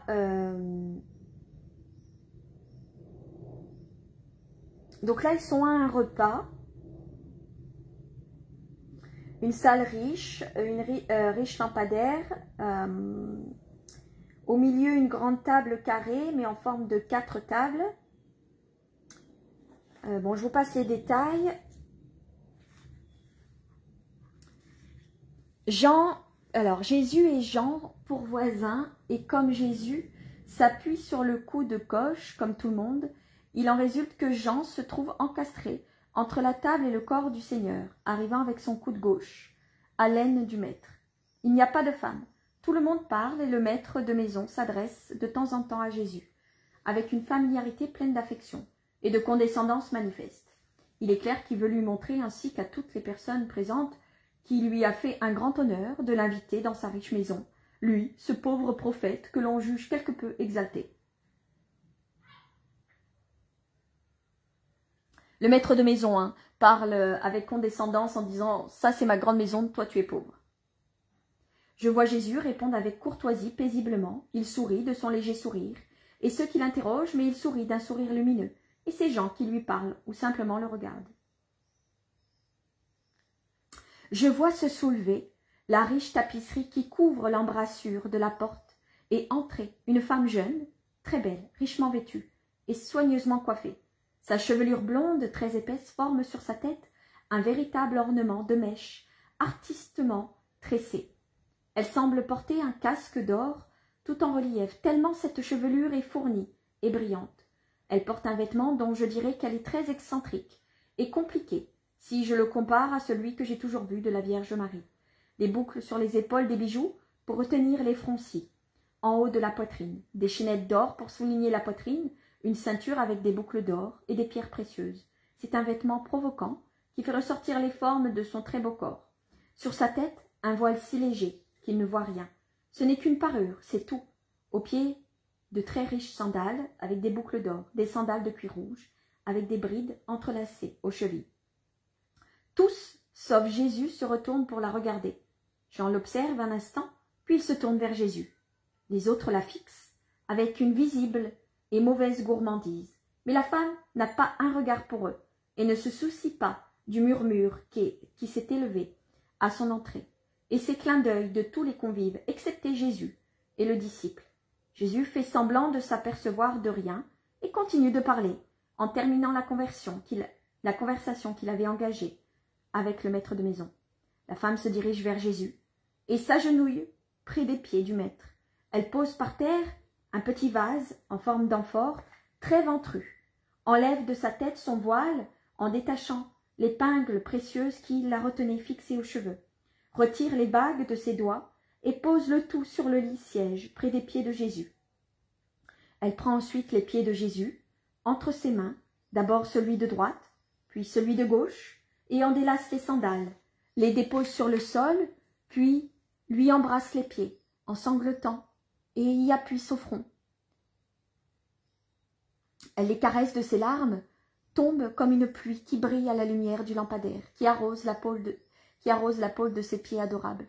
Jésus tourne lentement la tête, à peine, et c'est son regard bleu sombre se pose un instant sur la tête inclinée, un regard qui absout. Puis il regarde de nouveau vers le centre de la pièce, il la laisse libre de s'épancher. Mais les autres non. Ils plaisantent entre eux, font des clins d'œil, ricanent, et le pharisien s'assied un moment pour mieux voir. Son regard exprime désir, contrariété, ironie. C'est de sa part de la convoitise pour la femme. Ce sentiment est évident.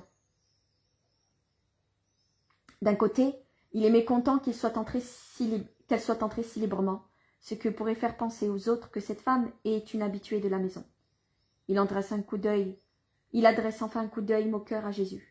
Mais la femme ne fait pas attention à rien. Elle continue à verser des larmes abondantes sans un cri, seulement de grosses larmes et de rares sanglots.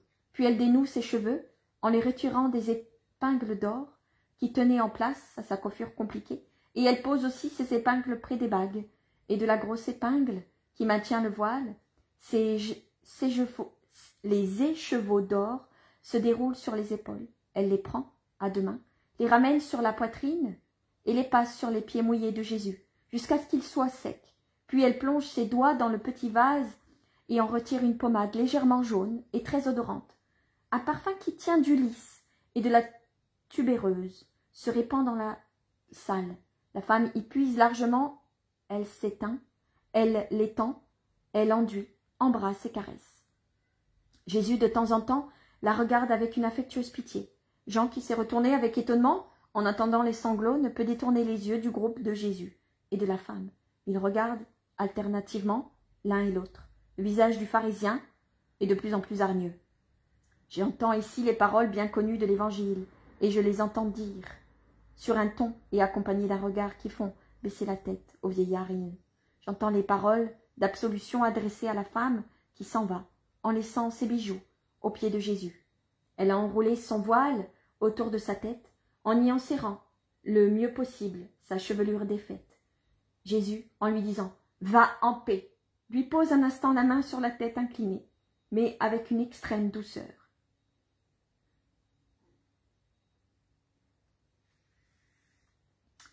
Bon, après, il y a Jésus qui prend la parole, etc., etc.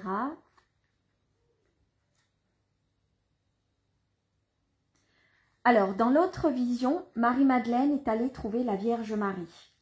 Alors, j'essaye de trouver, je vous passe.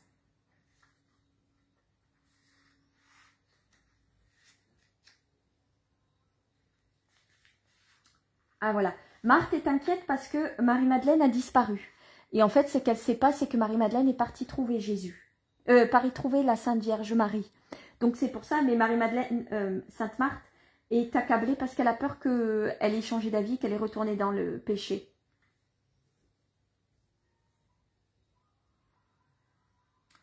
Donc, elle pleure, etc. Donc, Jésus s'énerve, il lui dit qu'il faut qu'elle ait foi en ses paroles, qu'elle soit généreuse, etc., etc. Et Jésus lui dit, ta sœur est allée savourer sa joie en s'entourant d'une solitude sainte parce qu'elle a cette pudeur très sensible des rachetés.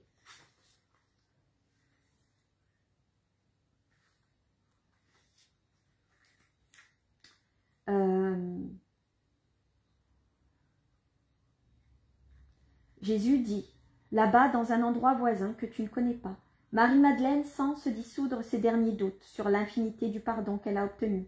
Ses pleurs se changent en sourires et ses ombres en lumière. C'est ton tourment qui l'a conduit, là où se trouve la paix, là où les âmes se régénèrent auprès de la génératrice immaculée, auprès de celle qui est tellement vie, qu'elle a obtenu de donner au monde le Christ, qui est la vie. Ta sœur est chez ma mère. Ah, elle n'est pas la première à rentrer sa voile dans ce port paisible, après que le doux rayon est la vivante. Étoile Marie l'a appelée sur ce sein d'amour, par l'amour muet et actif de son Fils. Ta sœur est à Nazareth.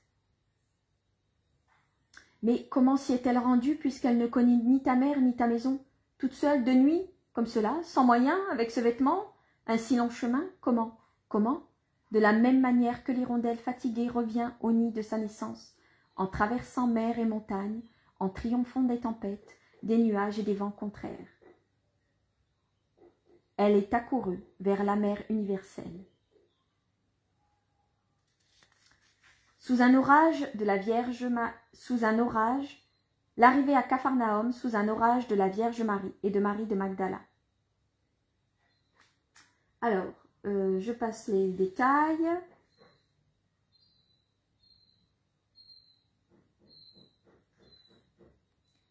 Simon, viens avec moi, appelle le serviteur de Marthe, et Jacques, mon frère, prend une grosse toile large. 2 femmes sont sur la route et il faut aller à la rencontre. Pierre le regarde, curieux, mais obéit, sans perdre de temps. C'est en chemin, alors qu'il traverse le village, au pas de course, en direction du sud, que Simon demande. De qui s'agit-il? De ma mère et de Marie de Magdala.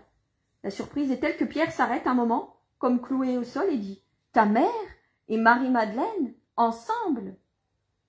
Puis il se remet à courir parce que Jésus ne s'arrête pas. Ta mère et Marie Magdala, ensemble. Depuis quand? Depuis qu'elle n'est plus que Marie de Jésus. Dépêche-toi, Simon. Voilà les premières gouttes. Les voilà courons. Mais bien que son amour pour Marie lui donne des ailes, Pierre, avec ses jambes courtes qui n'en ont rien de celles d'un coureur, arrive quand Jésus et Jacques ont déjà recueilli les femmes sous un lourd morceau de voile.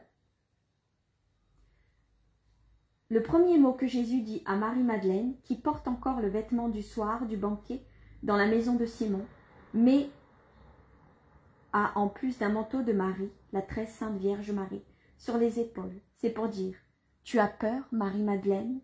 Elle qui est toujours restée la tête inclinée sous le voile de sa chevelure, qui s'est défaite pendant sa course, rougit, baisse encore davantage la tête et murmure « Non, Seigneur !» La Vierge, elle aussi, a perdu ses épingles et ses tresses, qui lui retombent sur les épaules, et lui donne l'air d'une fillette. Mais elle sourit à son fils, qui est à côté d'elle, et lui parle par ce sourire.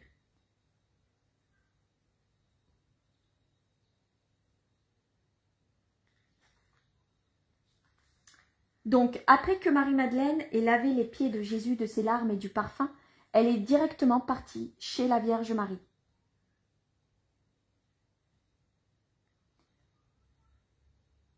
Sa parole, blablabla. Marie-Madeleine a un geste de frayeur. Elle porte les mains sur son visage et se courbe en éclatant en sanglots. « N'aie pas peur, dit Pierre pour la rassurer. Le coup est passé, et avec Jésus, il n'y a rien à craindre. » Jacques aussi, qui est aussi du côté de Marie-Madeleine, lui dit « Ne pleure pas, les maisons sont toutes proches. »« Je ne pleure pas de peur. Je pleure parce qu'il m'a dit qu'il me bénira. Moi. Et elle ne peut rien ajouter. La Vierge intervient pour la calmer. Toi, Marie-Madeleine, tu as déjà franchi ton orage. N'y pense plus. Maintenant, tout est sérénité et paix. N'est-ce pas, mon fils? Oui, mère, c'est tout vrai. Bientôt le soleil va revenir et tout sera plus beau, plus pur, plus frais qu'hier. Ce sera la même chose pour Marie-Madeleine. La mère reprend en serrant la main de Marie-Madeleine. Marthe pousse un cri aigu quand elle voit sa sœur que Marie-Madeleine tient par la main. Elle se jette à son cou, sans remarquer, comme elle se mouille en faisant. Elle l'embrasse et l'appelle « Myri, Myri !» Ma joie. Peut-être est-ce le diminutif qui leur servait quand Marie-Madeleine était toute petite. Marie-Madeleine pleure, penchée, la tête sur l'épaule de sa sœur, couvrant son vêtement sombre de Marthe.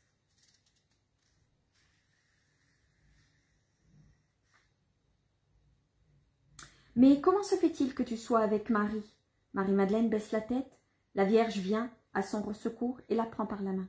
Elle est venue chez moi, comme une voyageuse qui va là où on peut lui enseigner le chemin pour arriver à son but. Elle m'a dit « Apprends-moi comment faire pour appartenir à Jésus. » Comme elle a là une volonté réelle et complète, elle a immédiatement compris et appris cette sagesse. Et moi, je l'ai trouvée tout de suite prête pour la prendre par la main, comme je le fais, afin de la conduire à toi, mon fils, à toi, ma bonne Marthe, à vous, mes frères disciples. Et pour vous dire, voici la disciple et la sœur qui ne me donnera que des joies surnaturelles qu'à son Seigneur et à ses frères. Veuillez me croire et l'aimer, tout comme Jésus et moi nous l'aimons. Les apôtres s'approchent alors pour la saluer, leur nouvelle sœur.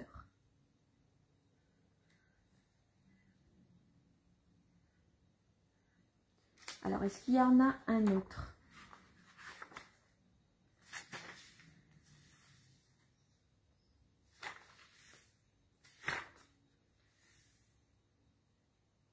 Alors, après Marziam, le petit Marziam, c'est celui qui a été adopté par Pierre. C'est un petit garçon et lui, il va enseigner la prière à Marie-Madeleine, la prière de Jésus.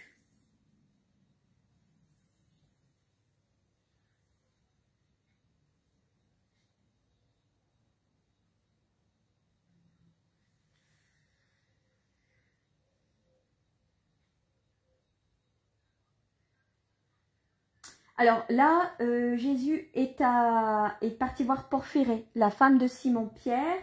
Et du coup, Jésus présente Porphyrée à Sainte Marthe et à Sainte Marie-Madeleine. Marie-Madeleine s'approche, souriante, et embrasse Porphyrée. Je vois qu'en toi, la mère est vraiment vivante. L'enfant a déjà une meilleure mine, et il est heureux. Merci. Ah non, c'est la Vierge Marie, je confonds toujours. Des fois, ils mettent juste Marie et je ne sais pas laquelle. Oui, donc Marie, la Vierge Marie, dit qu'elle est contente parce que Marziam est heureux.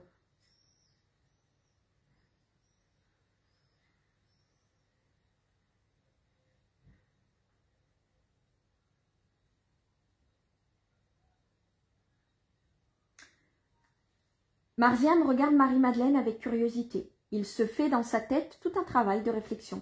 À la fin, il dit « Pourtant, tu n'étais pas à Béthanie ?»« Je n'y étais pas, mais maintenant j'y serai toujours, » rétorque Marie-Madeleine en rougissant et en ébauchant un sourire. Et elle fait une caresse à l'enfant en lui disant « Tu m'aimes bien, même si nous ne faisons connaissance que maintenant. Oui, parce que tu es bonne. Tu as pleuré, n'est-ce pas? C'est pour ça que tu es bonne. Et tu t'appelles Marie, n'est-ce pas? Ma mère aussi s'appelle comme ça, et elle était bonne. Toutes les femmes qui s'appellent Marie sont bonnes. Pourtant, poursuit-il, pour ne pas blesser Porphyrée et Marthe, pourtant il y en a de bonnes parmi celles qui portent un autre nom. Comme s'appelle-t-elle ta mère? Euchérie. Et elle était si bonne. De grosses larmes tombent des yeux de Marie-Madeleine. Ne pleure pas parce qu'elle est morte, demande l'enfant. Tu pleures parce qu'elle est morte, demande l'enfant, en caressant ses très belles mains, jointes sur son vêtement foncé. Sûrement un de ceux de Marthe, mais mis à mesure, car on voit que l'ourlet a été défait. Il ajoute, mais tu ne dois pas pleurer. Nous ne sommes pas les seuls, tu sais. Nos mères sont toujours près de nous. C'est Jésus qui le dit. Et elles sont comme des anges gardiens. Ça aussi, c'est Jésus qui le dit. Et si on est bon, elles viennent à notre rencontre. Quand on meurt et on monte vers Dieu, dans les bras de sa mère. Mais c'est vrai, tu sais, c'est lui qui l'a dit. Marie-Madeleine serre bien fort dans ses bras son petit consolateur et lui donne un baiser. Alors prie pour que je devienne bonne comme ça. Mais est-ce que tu ne l'es pas? Avec Jésus ne vont que ceux qui sont bons. Et si on ne l'est pas tout à fait, on le devient pour pouvoir être disciple de Jésus. Puisqu'on ne peut enseigner ce qu'on ne sait pas. On ne peut pas dire pardonne si d'abord nous ne pardonnons pas nous. On ne peut pas dire tu dois aimer ton prochain si d'abord nous ne l'aimons pas nous. Tu connais la prière de Jésus? Non. Ah, c'est vrai. Ça ne fait pas longtemps que tu es avec lui. Elle est si belle, tu sais. Elle dit toutes ces choses. Écoute, comme elle est belle. Et Marziane récite lentement le Notre Père, avec sentiment et foi. Comme tu la sais bien, dit Marie-Madeleine, saisie d'admiration. C'est ma mère qui me l'a enseigné la nuit, et la mère de Jésus le jour. Et si tu veux, je vais te l'apprendre. Veux-tu venir avec moi? Les brebis belles, et elles ont faim. Je vais les emmener au pâturage. Viens avec moi, je t'apprendrai à prier, et tu deviendras tout à fait bonne. Il lui prend la main. Mais je ne sais pas si le maître le veut. Va, va, Marie. Tu as un innocent pour ami, et des agneaux, va en paix. Marie-Madeleine sort avec l'enfant, et on la voit s'éloigner précédée des 3 brebis. Jésus regarde, les autres regardent aussi. Ma pauvre sœur, dit Marthe, ne la plains pas. C'est une fleur qui redresse sa tige après l'ouragan. Tu entends? Elle rit. L'innocence réconforte toujours. Donc la vision se termine. Je ne sais pas quelle heure il est parce que moi j'ai toujours la messe. 9 heures. J'ai plus trop de temps pour vous lire encore des parties avec Marie-Madeleine.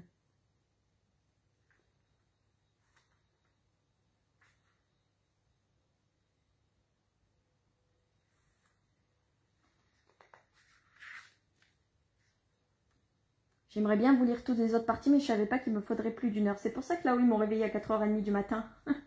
Et moi, je me suis réveillée à 5h30. J'étais trop fatiguée pour me réveiller à 4h30.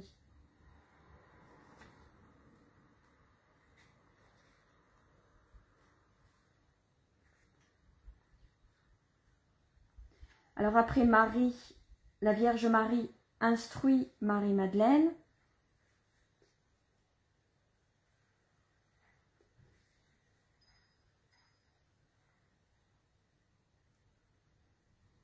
Alors attendez. Vision du 8 août 1945, Marie instruit Marie-Madeleine sur l'oraison mentale. Jésus s'est isolé dans un endroit couvert pour prier et méditer. Les femmes à leur tour se sont retirées derrière le rideau ondulant d'un chevrefeuille tout en fleurs. Alors, la Vierge Marie, Marthe et Suzanne parlent de leur maison lointaine. Marie ajoute qu'elle voudrait bien avoir ce bon buisson fleuri pour orner sa petite grotte. Marie-Madeleine, qui avait dénoué ses cheveux, elle n'en supportait plus le poids, elle rassemble de nouveau et dit « Je vais trouver Jean, maintenant qu'il est avec Simon, pour regarder avec eux la mer. »« J'y vais aussi, » répond la Vierge Marie.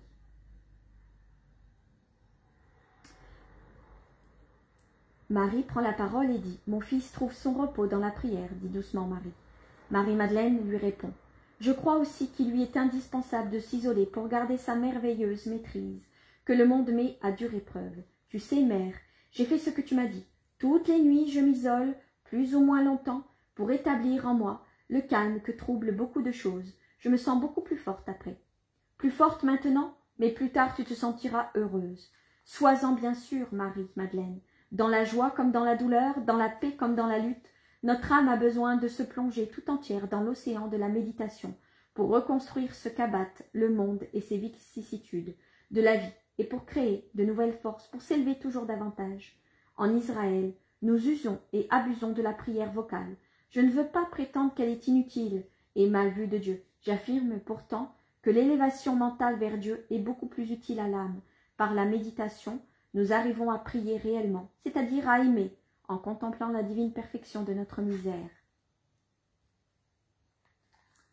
Mais est-il permis de parler à Dieu quand on a les lèvres encore souillées par tant de paroles profanes?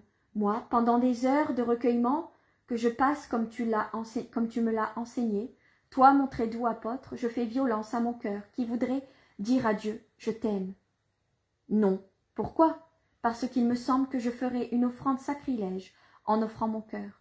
Ne fais pas cela, ma fille, ne fais pas cela. Ton cœur, avant tout, est consacré à nouveau par le pardon du Fils, et le Père ne voit que ce pardon.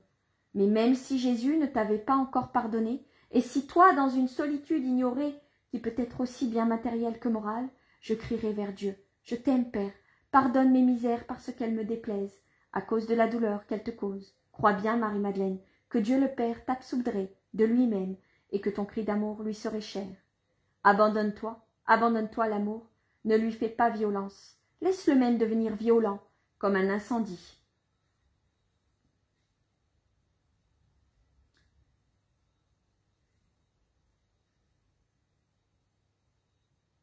Et donc après, il continue à parler entre elles tous les deux. Je vous épargne le détail de la conversation entre Marie-Madeleine et la Vierge Marie.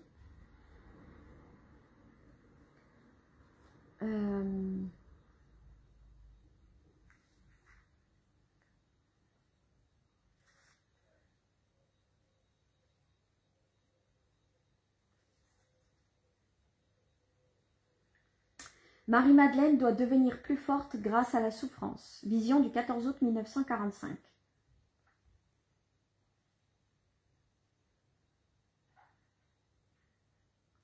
Alors elle est où cette partie-là?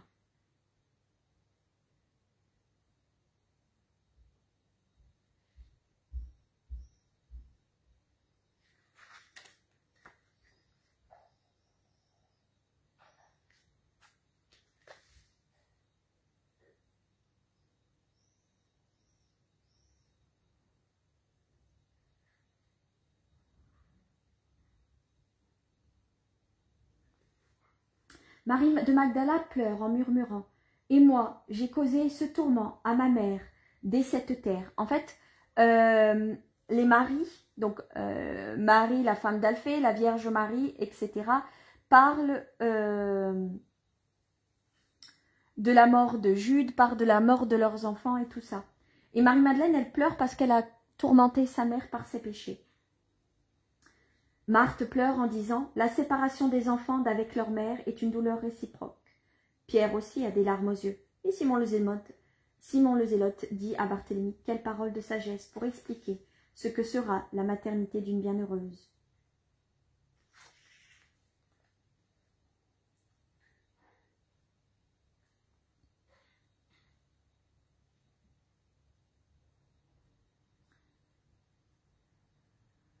Alors Jésus dit « Marie, Madeleine, est en train d'effectuer un travail sur elle-même. C'est un coup autrement plus fort que le scalpel. Celui-ci enlève pourtant un bien grand poids. Mort, dit Jésus. » Il dit que Marie-Madeleine pleure beaucoup sur ses péchés. Rencontre de Cintika.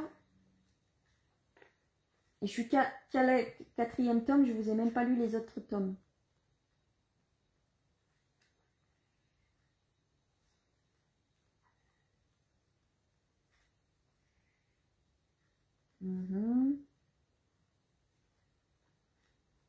Donc, de toute façon, là, Jésus, il passe beaucoup de temps avec Marie-Madeleine.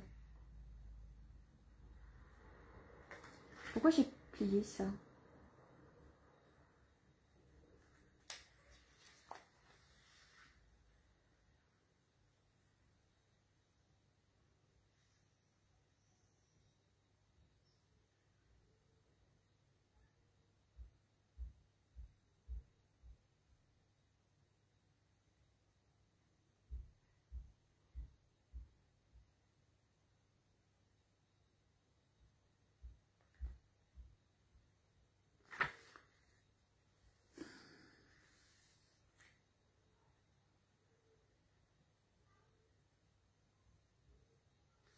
Non, ça, c'est pas sur Marie-Madeleine, c'est sur un autre sujet.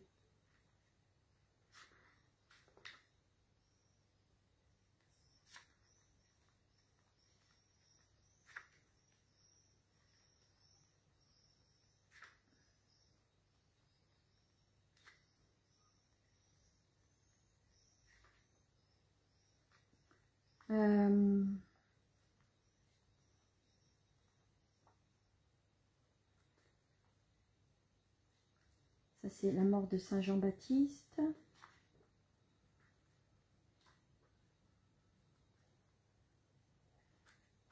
Je pense qu'au tome 5, j'ai terminé de vous lire les trucs sur Marie-Madeleine. Je suis au 4, non, 4 je suis seulement.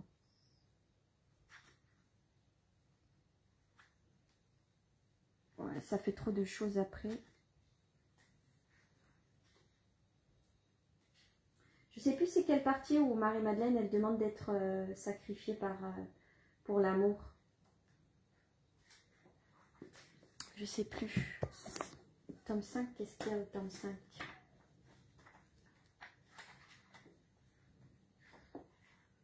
Donc à un moment, Marie-Madeleine vend ses bijoux pour Jésus. Donc ça, c'est quand Marie-Madeleine vend ses bijoux pour Jésus.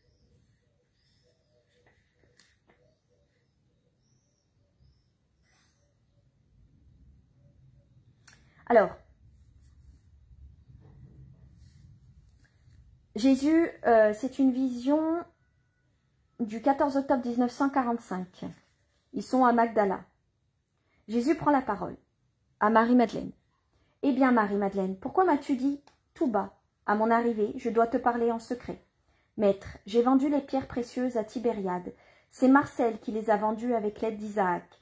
J'ai la somme dans ma chambre, j'ai préféré que Judas n'en sache rien. » Elle rougit vivement. Jésus la regarde fixement, mais sans rien dire. Marie-Madeleine sort pour revenir avec une lourde bourse qu'elle remet à Jésus. « Voici, dit-elle, elles ont été bien payées. Merci, Marie. Merci, Rabouni, de m'avoir demandé ce service. As-tu autre chose à me demander? Non, Marie-Madeleine. Et toi, as-tu autre chose à me dire? Non, Seigneur. Bénis-moi, mon maître. Oui, je te bénis, Marie-Madeleine. Es-tu contente de retourner vers Lazare? Imagine que je ne sois plus en Palestine. Tu retournerais volontiers à la maison alors. Oui, Seigneur, mais... Achève, Marie. N'aie jamais peur de me dire ta pensée. Mais j'y serais retournée plus volontiers si, à la place de Judas de Cariote, il y avait Simon le Zélote, un grand ami de la famille.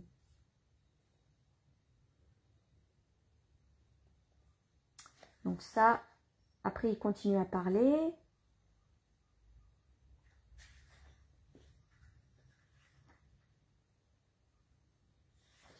Ça c'est le sens, ça n'a rien à voir.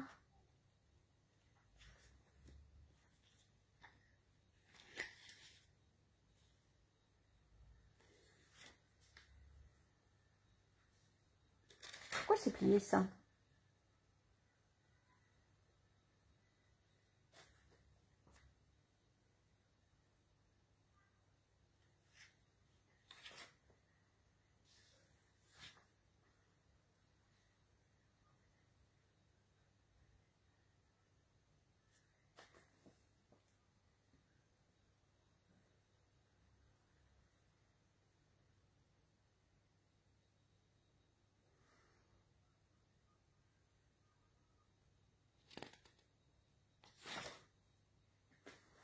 Est-ce qu'il y a autre chose dans le tome 5?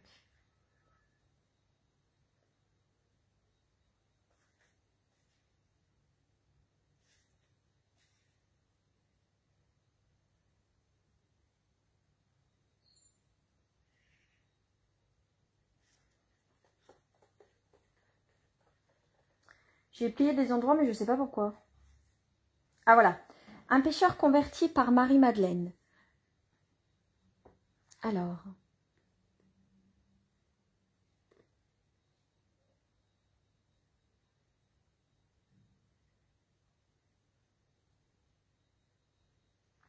C'est juste au moment où le ciel et le lac sont incendiés par les feux du crépuscule qui reviennent vers Capharnaüm. Ils sont contents, ils discutent, Jésus parle peu, mais il sourit. Il constate que si le messager avait été plus précis, il leur aurait épargné du chemin. Mais ils disent aussi qu'ils ont été bien payés de leur fatigue parce que tout un groupe de petits enfants ont eu leur père guéri au moment où déjà sa mort était proche et où il se refroidissait. Je vous avais bien dit que le Père allait pourvoir à tout, déclare Jésus. Et c'est un ancien amant de Marie Magdala, demande Philippe. Il semble que oui, d'après ce que l'on nous a dit, répond Thomas. À toi, Seigneur, que t'a dit cet homme, demande Jude. Jésus sourit évasivement.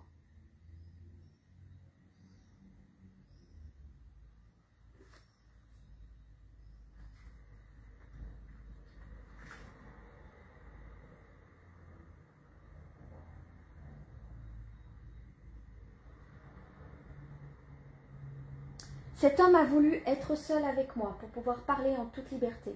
Il n'a pas exposé tout de suite son état de santé, mais l'état de son âme, et il a dit « Je suis mourant, mais pas encore autant que je l'étais, que je l'ai fait croire, pour te faire venir le plus vite possible. J'ai besoin de ton pardon pour guérir. » Jésus parle ainsi, mais son visage resplendit de joie. « Et tu souris, maître ?» « Cela m'étonne, révèle Barthélemy. »« Oui, Barthélemy, j'en souris parce que ces fautes n'existent plus, et parce qu'avec les fautes, j'ai connu le nom de la Rédemptrice. Dans son cas, l'apôtre a été une femme. Ta mère, disent plusieurs. » Jésus secoue la tête. « Qui alors? Marie, sœur de Lazare, répond Jésus. Elle est venue ici. Pourquoi ne s'est-elle pas fait voir avec l'un de nous? Elle n'est pas venue. Elle a écrit à son ancien complice. J'ai lu ses lettres. Toutes lui adressent la même supplication, de l'écouter, de se racheter comme elle-même s'est rachetée, de la suivre dans le bien, comme il l'avait suivie dans la faute. Et ces paroles déchirantes le priaient de soulager l'âme de Marie, du remords d'avoir séduit celle de son amie.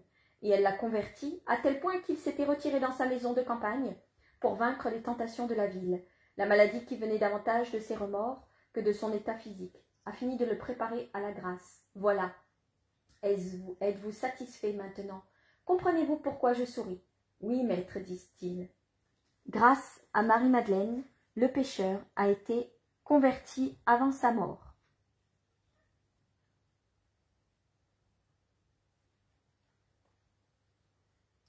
Il va falloir que j'y aille. Je n'aurai pas le temps de tout vous lire les autres chapitres avec Marie-Madeleine. Oui, les 24. À 10 h, j'ai la messe, moi.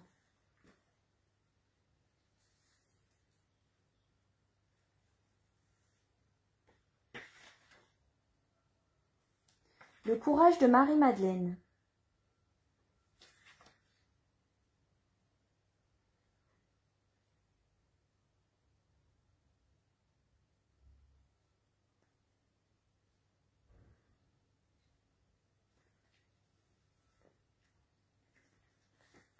Alors,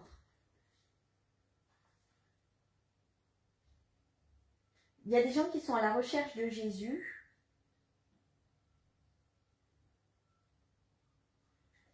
Jonas a été maltraité. Il me dit, vous ne savez pas où il était.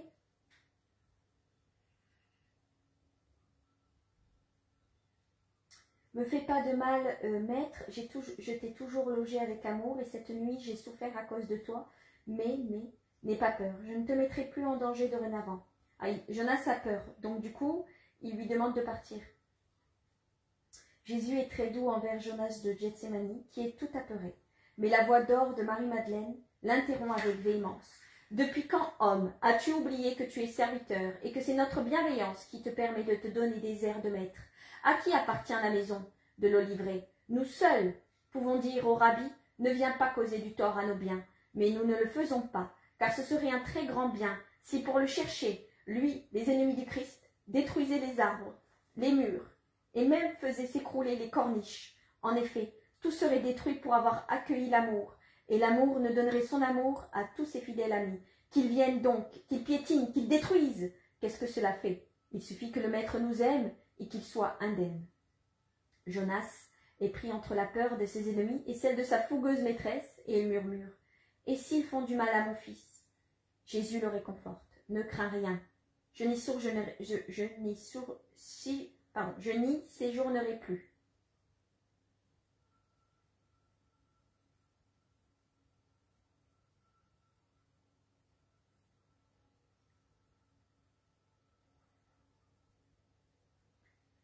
Vous voyez, Marie, elle est toujours...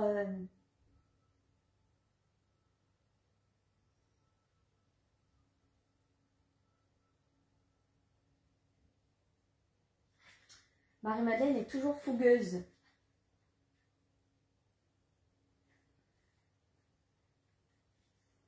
Ah, je vais vous lire la meilleure part de Marie-Madeleine. Je comprends immédiatement que c'est encore la personne de Marie-Madeleine qui est en centrale, car c'est elle que je vois en premier, portant un simple vêtement de couleur lilas, comme la fleur de mauve. Aucun ornement précieux, ses cheveux simplement rassemblés, en tresse sur la nuque, la font paraître plus jeune qu'à l'époque, où elle était un vrai chef-d'œuvre de toilette. disparut, regard effronté du temps de la pécheresse, l'air humilié de moments où elle écoutait la parole de la brebis perdue, et le visage honteux et mouillé de larmes. Le soir, dans la salle du pharisien, elle a maintenant un regard paisible, revenu, limpide, comme lui d'un enfant, sur un sourire plein de paix. Marie, appuyée contre un arbre à la limite de la propriété de Béthanie, regarde le chemin et attend. Puis elle pousse un cri de joie, se tourne vers la maison et appelle très fort pour qu'on l'entende. Elle crie de sa voix splendide, veloutée et passionnée, unique. Elle arrive. Il arrive, Marthe. Il avait raison. Le rabbi est ici. Et elle court ouvrir le lourd portail qui grince, sans même laisser au serviteur le temps de le faire, et elle sort sur la route, les bras tendus, comme un enfant qui s'élance vers sa maman, dans un transport de joie affectueuse, et s'écrie « Oh, mon Rabouni !» Je note Rabouni, parce que je crois que c'est l'orthographe de l'Évangile. Mais à chaque fois que j'ai entendu Marie-Madeleine l'appeler, j'ai eu l'impression qu'elle disait Raboumi. Paix à toi, Marie, je viens me reposer sous ton toit. Ô maître, répète Marie, en levant son visage avec une expression de respect et d'amour, qui exprime quantité de choses, tout à la fois remerciement, bénédiction, joie, invitation à entrer, allégresse parce qu'il entre. Jésus lui a posé la main sur la tête, et il semble encore l'absoudre. Marie se lève, et, à côté de Jésus, elle entre dans l'enceinte de la propriété. Pendant ce temps, les serviteurs et Marthe sont accourus, les serviteurs avec les amphores et les coupes, Marthe avec son seul amour, mais il est si grand. Jésus marche avec Marthe et Marie-Madeleine. « Viens, maître, dit Marthe. En attendant, Lazare, restaure-toi et prends quelque repos. »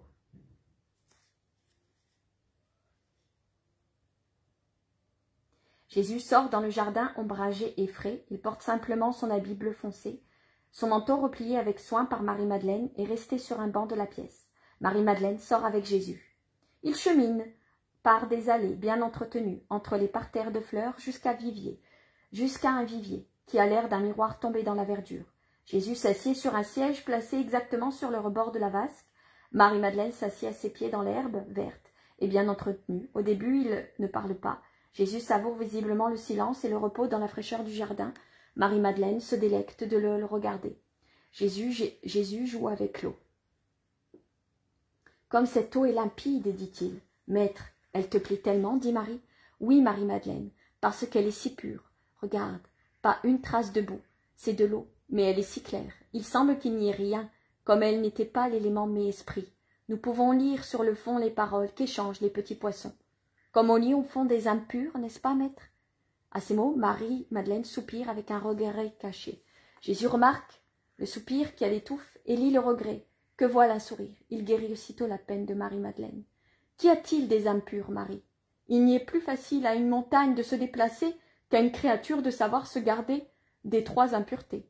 Trop de tentations s'agitent et fermentent autour d'un adulte, et il ne peut toujours empêcher qu'elles pénètrent en lui. Seuls les enfants ont l'âme angélique. L'âme préserve par leur innocence des connaissances qui peuvent se changer en fange. C'est pour cela que je les aime tant. Je vois en eux un reflet de la pureté. Ma mère est la femme à l'âme d'enfant. Plus encore, elle est la femme de l'âme angélique.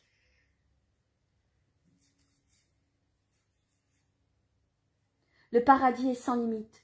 Que dirais-tu d'un roi qui n'aurait pas une seule pierre précieuse dans son trésor, même si c'était le bijou par excellence? Quand j'aurai ouvert les portes du royaume des cieux, ne soupire pas, Marie, c'est pour cela que je suis venue. Beaucoup d'âmes de justes et de petits-enfants entreront, formant une troupe candide derrière la pourpre du Rédempteur.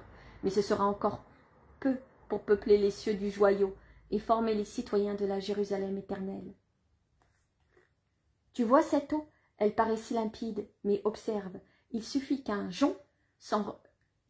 un jonc, j'en remue le fond pour qu'elle se trouble. Des détritus et de la boue affleurent, son cristal devient jaunâtre, et personne n'en boirait plus. Marthe survient, tout essoufflée. Tu es encore ici, Marie? Et moi qui me fais tant de soucis. L'heure avance, les invités seront bientôt arrivés. Il y a tant à faire, les servants sont occupés au pain, les serviteurs découpent et font cuire les viandes. Moi je prépare les nappes, les tables et les boissons, mais il y a encore des fruits à cueillir, l'eau de la menthe et le miel à préparer. Marie écoute d'une oreille ces lamentations de sa sœur, avec un sourire bienheureux. Elle continue à regarder Jésus, sans bouger de place. Marthe réclame l'aide de Jésus.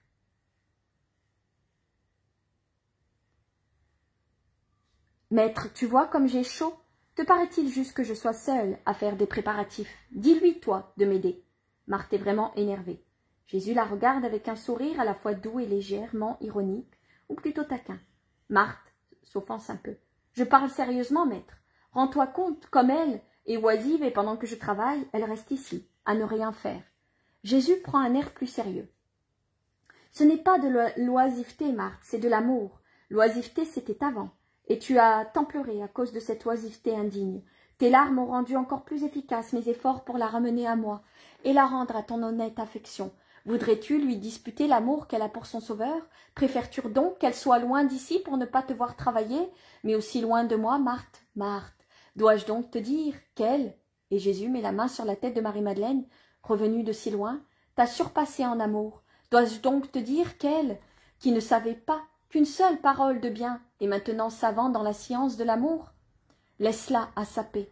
Elle a été si malade. C'est maintenant une convalescente qui revient à la santé en buvant les boissons qui la fortifient. Elle a été tellement tourmentée. Désormais, sortie du cauchemar, elle regarde autour d'elle, et en elle, elle se voit renouvelée, et elle découvre un monde nouveau. Laisse-la dans cette sécurité. C'est avec ce qui est renouvelé en elle qu'elle doit oublier le passé et conquérir l'éternité. Elle ne sera pas seulement conquise par le travail, mais aussi par l'adoration. Celui qui aura donné un pain à l'apôtre et au prophète obtiendra une récompense, mais celui qui aura oublié même de se nourrir pour m'aimer en obtiendra le double, parce qu'il aura eu l'esprit plus grand que la chair, un esprit qui aura crié plus fort que les besoins humains, même licites. Tu te préoccupes de trop de choses, Marthe. Pour elle, une seule chose compte, mais c'est celle qui suffit à son âme et surtout à son Seigneur, qui est aussi le tien. Laisse tomber ce qui est superflu.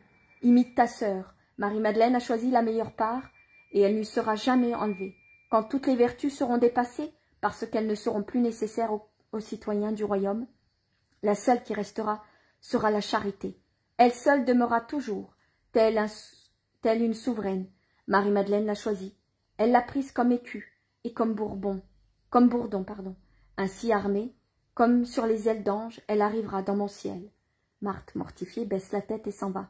Ma sœur t'aime beaucoup et se donne du mal pour te faire honneur, dit Marie-Madeleine pour la justifier. Je le sais, et elle en sera récompensée. Mais elle a besoin d'être purifiée, comme l'a fait cette eau, de sa façon de penser trop humaine. Regarde comme l'eau est redevenue limpide pendant que nous parlions. Marthe se purifiera grâce aux paroles que je lui ai dites. Toi, par la sincérité de ton repentir. Non, par ton pardon, maître. Mon repentir ne suffisait pas pour laver mon grand péché. Il suffisait, et il suffira pour toutes tes sœurs qui t'imiteront, pour tous les pauvres malades spirituellement. Le repentir sincère est un filtre qui purifie. L'amour ensuite est la substance qui préserve de toute nouvelle souillure. Voilà la raison pour laquelle ceux que la vie a rendus adultes et pécheurs pourront redevenir innocents, comme des enfants, et entrer comme eux dans mon royaume. Rentrons maintenant à la maison, que Marthe ne reste pas trop dans sa douleur. Apporte-lui notre sourire d'amis et de sœurs. Et voilà. J'ai fini le sixième tome. Je ne peux pas vous lire les 7 et 8 et 9 tomes de Marie-Madeleine parce que, pour la simple raison que je dois y aller. J'ai la messe de Marie-Madeleine. Peut-être que je referai une relecture tout à l'heure pour le reste des évangiles. Je vous embrasse très fort. À tout à l'heure 15h pour les chapelets, prières et neuvaines. Bonne fête de Sainte Marie-Madeleine. Je vous embrasse très fort. À tout à l'heure.